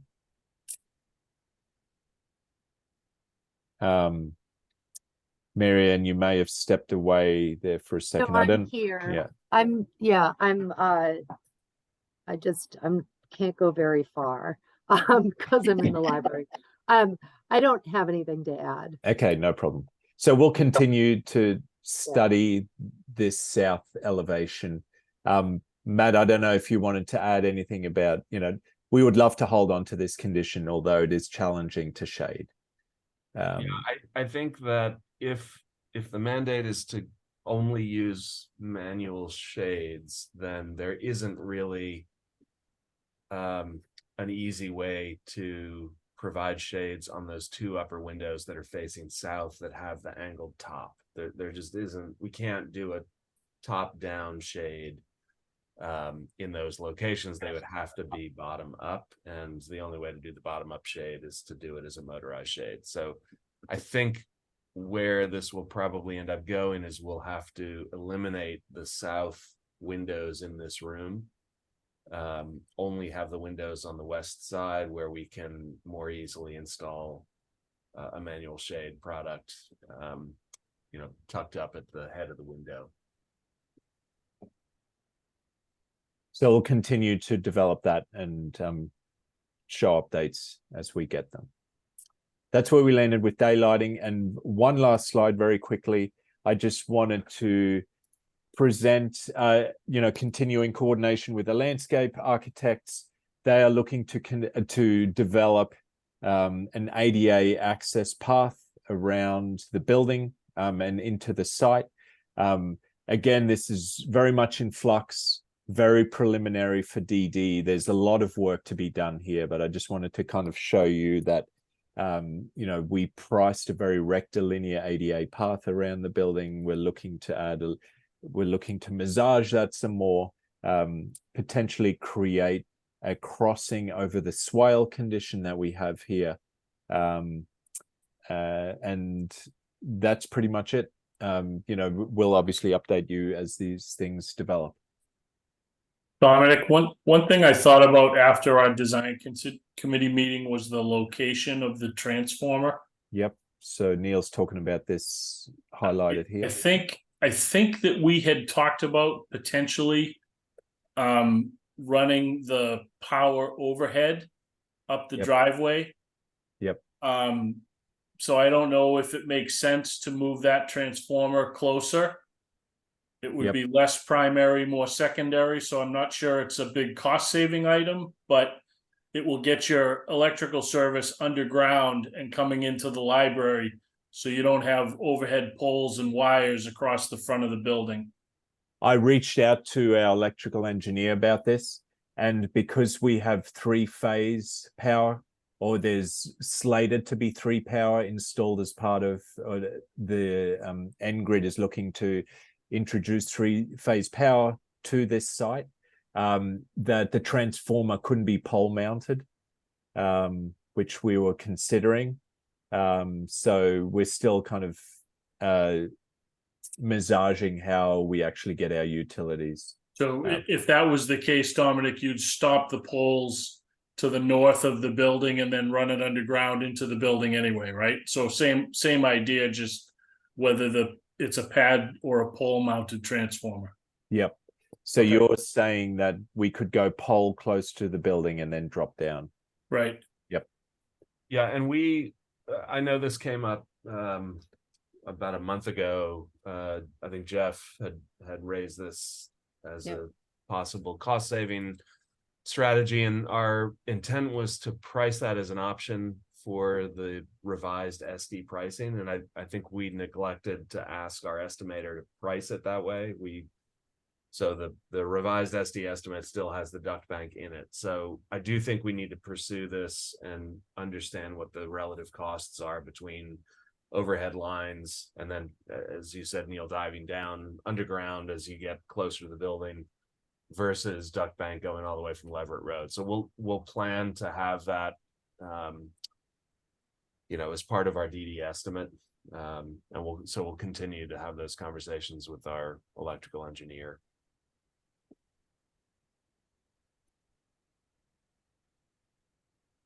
Good point, Neil. Thanks for that.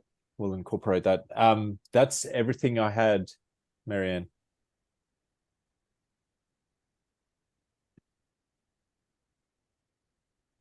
Oh, Okay. you're on mute. I'm sorry. Sorry, Dominic, Elaine. you want to throw the schedule up too? We can talk about Yeah. next meetings. All right, weren't we gonna talk about a public forum? Yep. Talk about what? A public forum. Let's see, I saw it on this schedule. It was right here at the end of October, down here in the bottom. Yeah, and Community meeting. that's really a placeholder. Placeholder. Yep. Mm-hmm. We And wanted I'm to- wondering if we should consider doing it then, or how people feel about having it after we have the actual estimate. Because you said that we were going to have let's see, the pricing set review, that's like the end of October, middle of October. November. Yeah, I we won't thought have it an was estimate until mid-November. And Mid-November. so the thinking behind the community meeting prior to the estimate, it was that the last time we presented to the community, it was a very different project, right? It was a bigger building, it's changed a lot since then. And we didn't want to go so far down the road that, we've finished design development, we've gotten our pricing back, we take it out to the community. I mean, ultimately, it's your community and you tell us what you're comfortable with. But generally speaking, we try to have the community meetings timed in a way that there's an opportunity for community feedback that could make a difference in terms of the way the project continues to be developed. That's not to say that we're always going to take every public comment and incorporate it into the project, but at least if there are comments that come up, there's time from that meeting to the end of design development to make some adjustments if the committee decides that something came up that's worth looking at again or looking at differently. And so we thought it made sense to do it prior to the completion of DD for that reason, as a way to kind of get people up to speed with where the project has gone since they saw it last.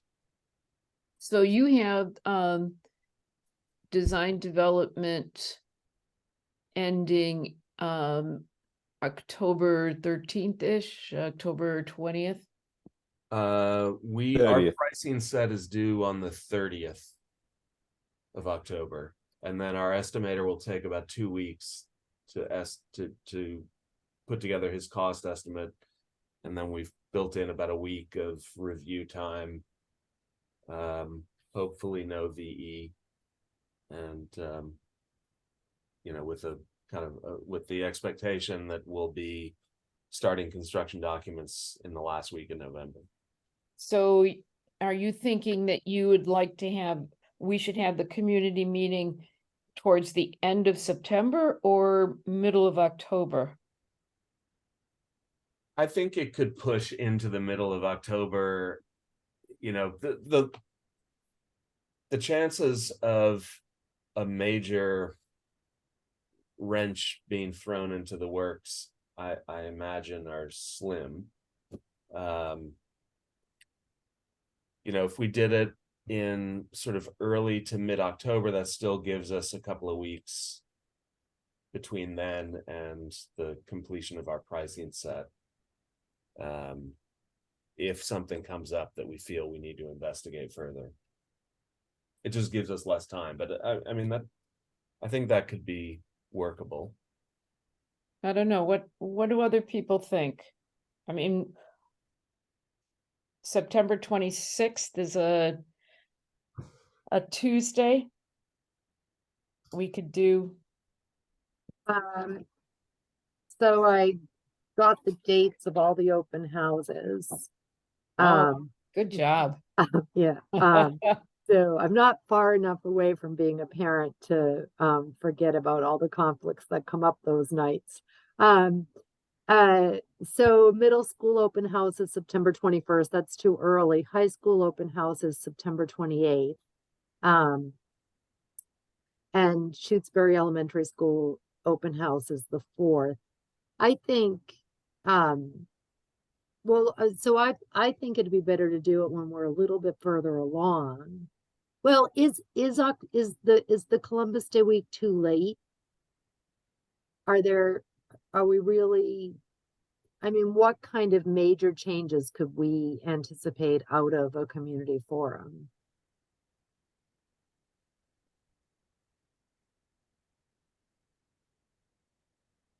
Good question. I'm assuming you're asking the committee, not me. Or The not. the later you wait, the less it is a forum and more it is just a presentation. Right. And I don't like that idea. Personally, I would prefer to do it the last week of September, so it is really a forum. Because I don't want the same feedback that we got the last time, that we were basically done and not taking input.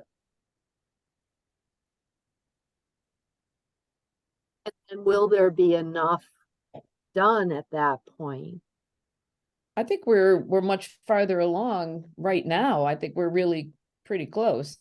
Yeah, if you think about what we have now versus what we shared with the community when we last presented to the community, there's a lot to talk about, right? It's a totally different building. Yeah, it's a much smaller building, for all the reasons that we all are very familiar with.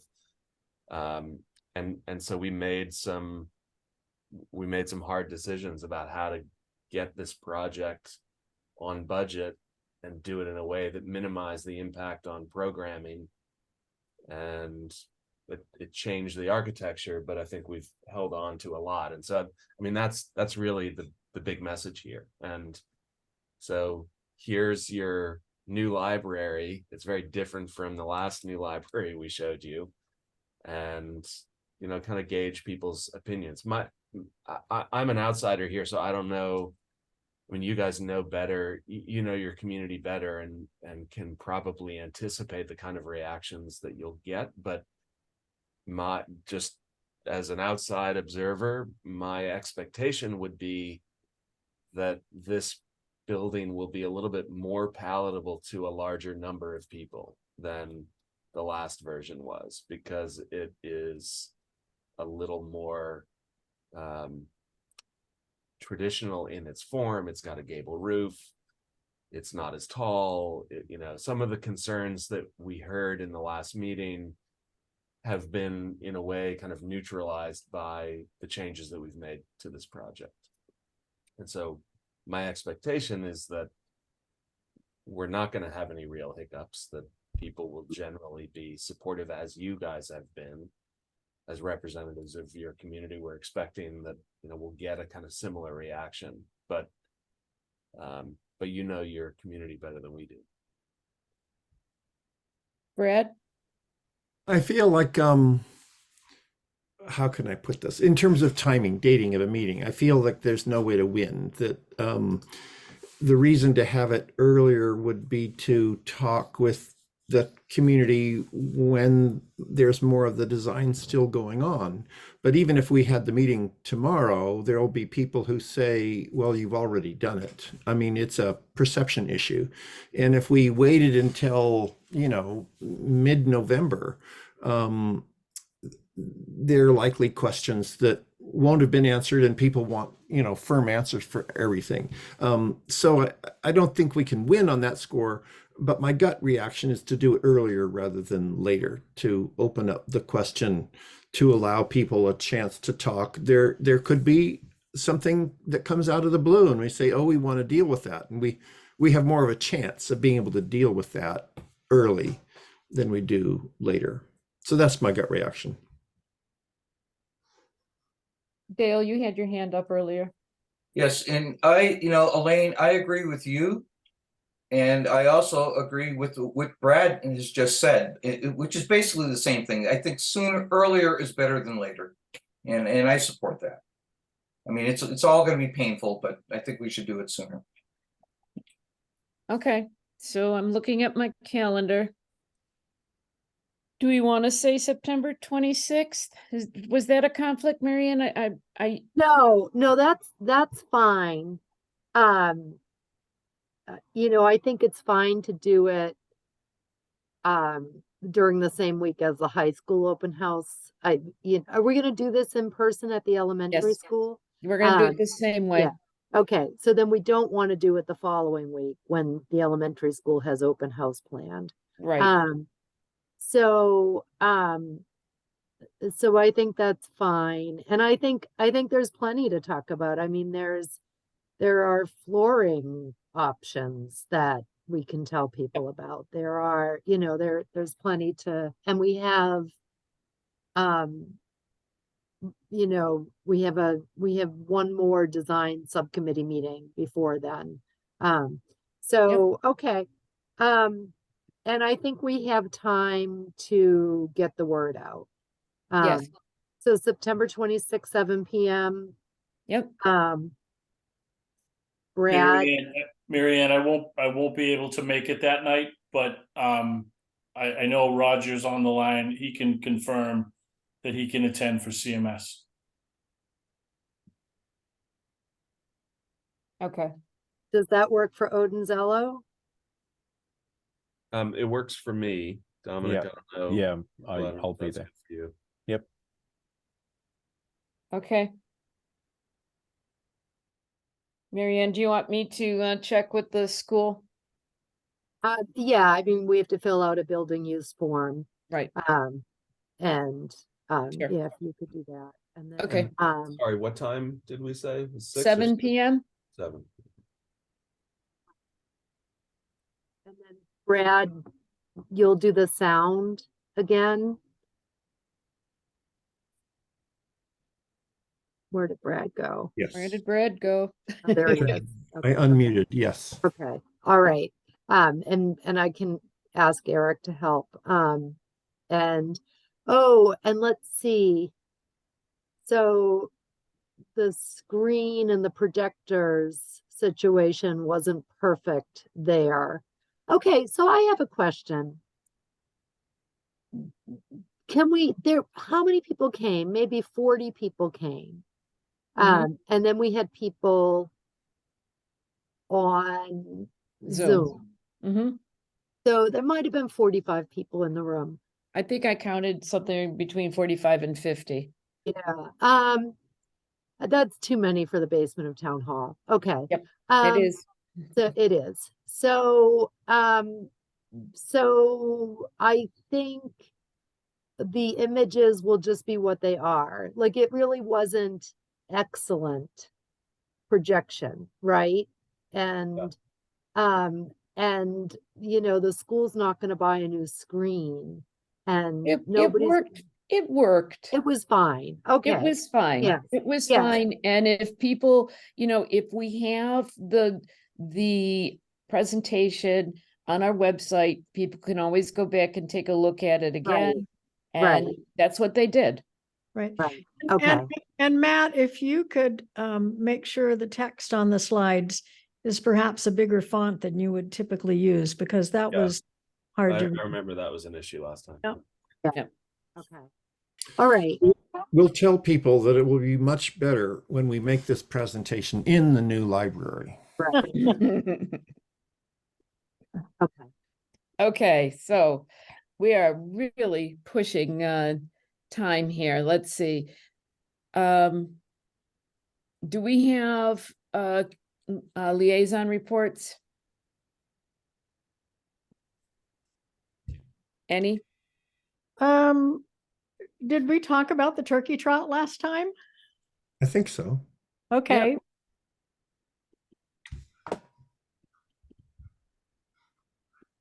Anything else? What about the Concom?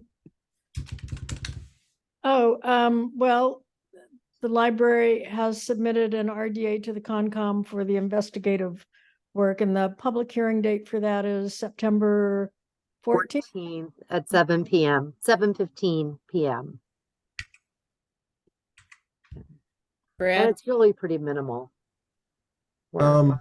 I saw on the schedule, I got to get back there, the meeting follow up with town agencies. Are we doing that?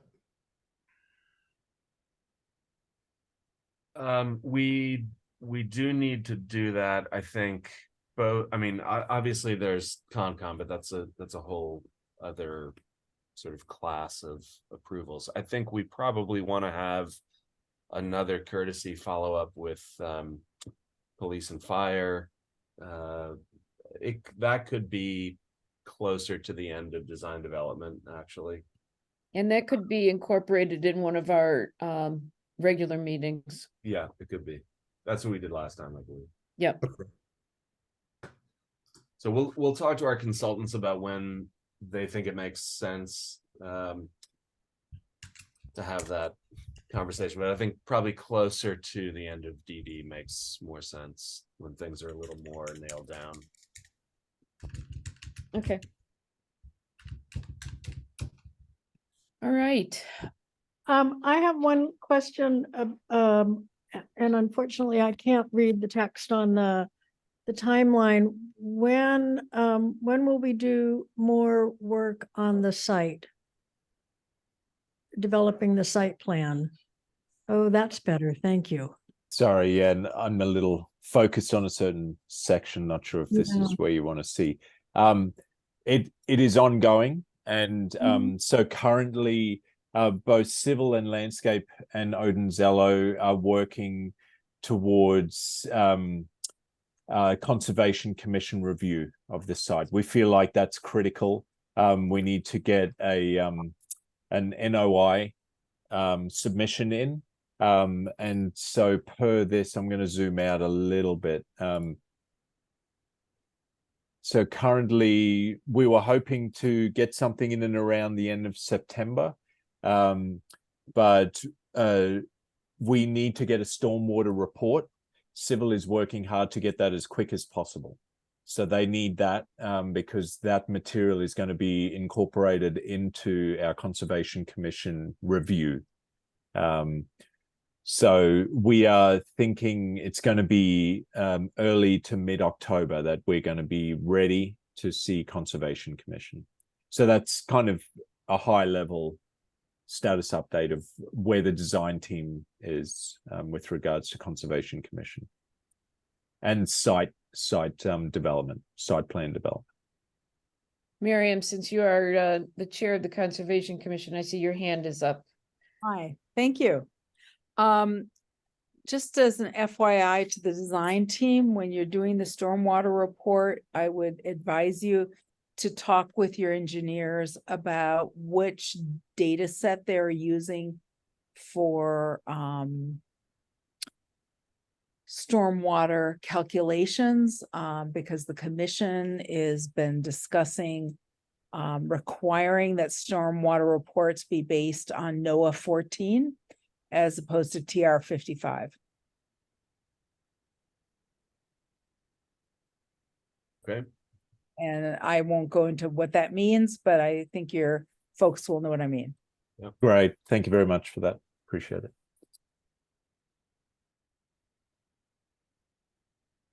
When is our next design subcommittee meeting?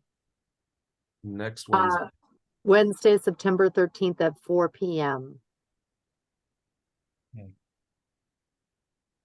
And I'd like to schedule a meeting a week from Tuesday.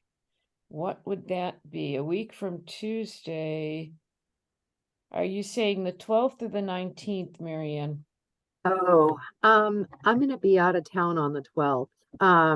This is a committee meeting to choose a well installer. All right, and let me just ask a question.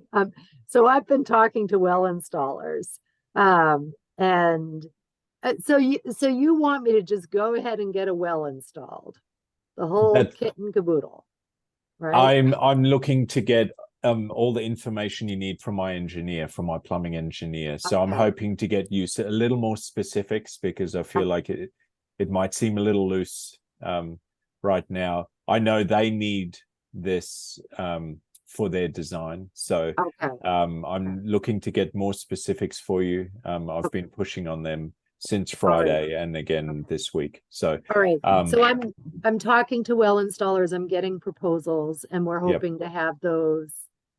I'm hoping to have those so that the committee can meet. And then choose a well installer. But I don't have to be at the meeting. I can just give the proposals. So I'm not gonna come to a meeting next week on Tuesday. But do you need it to be done next Tuesday? I think it would be good to have that be done. Okay, I have a question about the order of this. It Oh, seems no, not next Tuesday, the 19th, sorry, because I Oh. won't even have the proposals by next Tuesday. Okay. don't yeah. you want to have the perk test before you do your well, just to make sure that everything is good? Well, but the perk test is scheduled. It Yeah, the perk test is scheduled for September 28th. And so if a week from Tuesday, there could be a meeting, so the 19th or whatever that is. That's the 19th. It's the 19th. Because so I've only talked to 2 well people. I need to talk to a third. They have to give us the proposals, and then we have to choose one. So the 19th we could choose one, and then by the time and we don't know yet if we need an RDA to put in the well. Isn't the well completely outside of any of the buffer zones? It is. So we just have to figure out exactly what we need, and then we need to get it scheduled, and it just takes a long time. So the sooner we choose a well installer, the sooner. Marianne, not to complicate things, but depending on the value of the proposal that you receive, Right. is largely going to be driven by either the depth of the well or the required yield. Right. There are thresholds that are involved in public procurement, and depending on the cost of this well, it could very well require a bid, not proposals. So I just want to kind of caution everybody, if we get a proposal or a collection of proposals and the estimated value exceeds the threshold, then it may have to be bid. And what is the threshold? I knew you were gonna ask me. I think it's $50,000, but I'm Okay. not sure. I Alrighty. can verify that for you, Mary Ann. Okay. I thought it And was 30,000. Becky will know. It's, well, the amounts have changed and we have, who just said they thought it was a certain amount? I thought it was 30. Okay, well, that's Neil's job. So, so between Neil and Becky, one of them will know for sure. I think it's, And, Mary Ann, assume it's $50,000 unless I tell you otherwise. okay, And I'm And, yeah. guessing that it will be. but right. And we'll then see. I'm telling these well installers that we are putting in, that this is gonna be a public water supply. And Prevailing wages apply. do I have to say that when Yes. municipalities, No, yes, you have No? to say it. I have to say that? Yep. Okay, It'll have Alrighty. to be clearly stated in the bid request. all right, in the bid request, but what about in a request for proposals? Regardless, yes, Okay. it's Alrighty. subject to Okay. prevailing wage. We'll have to request prevailing wages from the state, and they'll have to be provided to the bidders Okay, once, or the proposers, once we Okay. decide which direction we're heading. okay. All right. This is a complicated process that I thought was gonna be fun, but it's not So as we- much fun, okay? So we don't know if we'll actually be meeting on the 19th.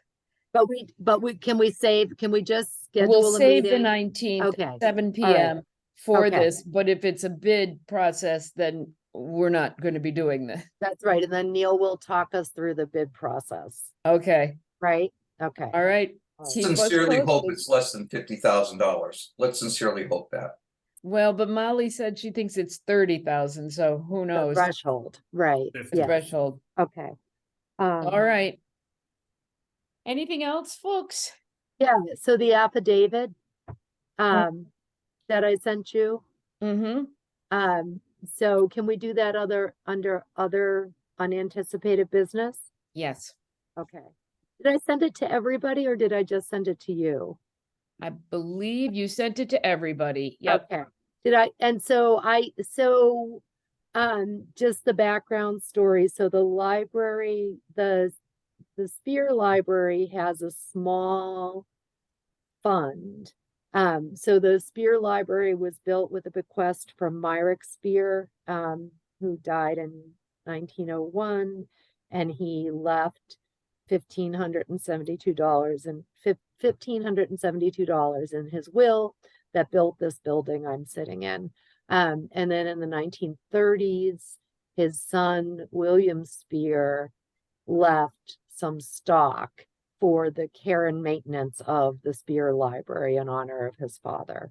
So this library will no longer function as a library and will no longer be honoring the Spear legacy of providing a library for the town of Shutesbury. And so the trustees feel that it makes very good sense to honor the Spear family by applying the Spear Fund to the construction of the new library. And then we'll all work together, the trustees of the library and the library building committee, to create an appropriate honor of the Spear family in the new building. We'll name a room or some space after them, and we can figure that out. So there's a process, it's called it's CY, it's two words, CY and then PRES. So you can pronounce it however you feel like pronouncing it. And Cypre, I think. And so it's a process. If the fund is lower than $75,000, there's this process through the Attorney General's office, a petition, and the trustees have compiled a petition, and one part of it is an affidavit from the receiving body saying that they'll accept the fund to be used for the stated purpose. So Elaine would sign that affidavit on behalf of the library building committee. If we approve the affidavit. If the library building committee approves the affidavit. So you all received the affidavit. via email today from Mary Ann. Did everybody get a chance to look at it, or Could we Mary Ann? screen share it? Mary Ann, could you screen share I it? can probably share it, yes. I looked at it very quickly, but I'd like to see it again, please.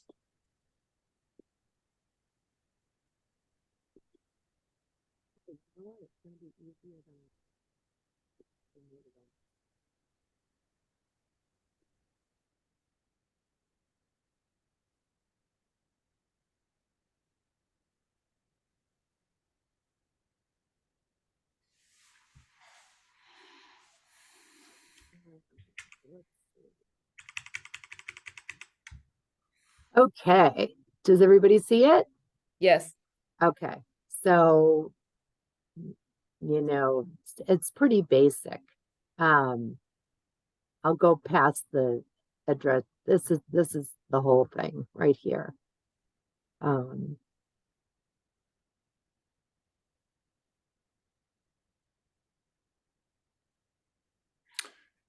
Let And me this see if was there's approved anything by- below there. Okay, This all was right. approved by town council or? Yes, suggested? yeah. I just put it in a I'm Word. also on the library committee, and so I've heard about this from the other side, and all of this sounded great to me. I'm ready to vote. Do I hear a motion to approve my signing of this affidavit? I move that we say yes. Do I hear a second? Second. And Stephen, Any more discussion? Okay. Antonellis, Nellis, aye. Dalmas, Almus, I. Foster, Foster, aye. Poole, Cool eye. Jakes. You're muted. Sorry, I. Moss, Aye. Quackenbush. You're muted too.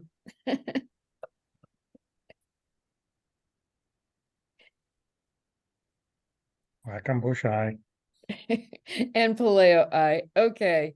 I will come up to town hall and sign that. Out of curiosity, how much money is it? $73,000. Okay, just under 75. Just Yeah. under, yes, yes. Perfect. Perfect. Is there any more business tonight? Do we have another meeting? So this Um, body, we just said we'd have a meeting on the 19th to approve the well contract, maybe. Maybe. Okay, tentative meeting on the 19th. Good Yes. enough. And if that The doesn't public happen, do we forum wanna is on the set next? 26th. Right. Okay. All right. Do I hear a motion to adjourn? Motion to adjourn. I make a motion to adjourn. Second. Molly seconded. Antonellis, Antonellis, aye. Almus, Dalmas, I. Foster, Aye. Poole, Cool eye. Jakes, I. Moss, Aye. Quackenbush, Aye.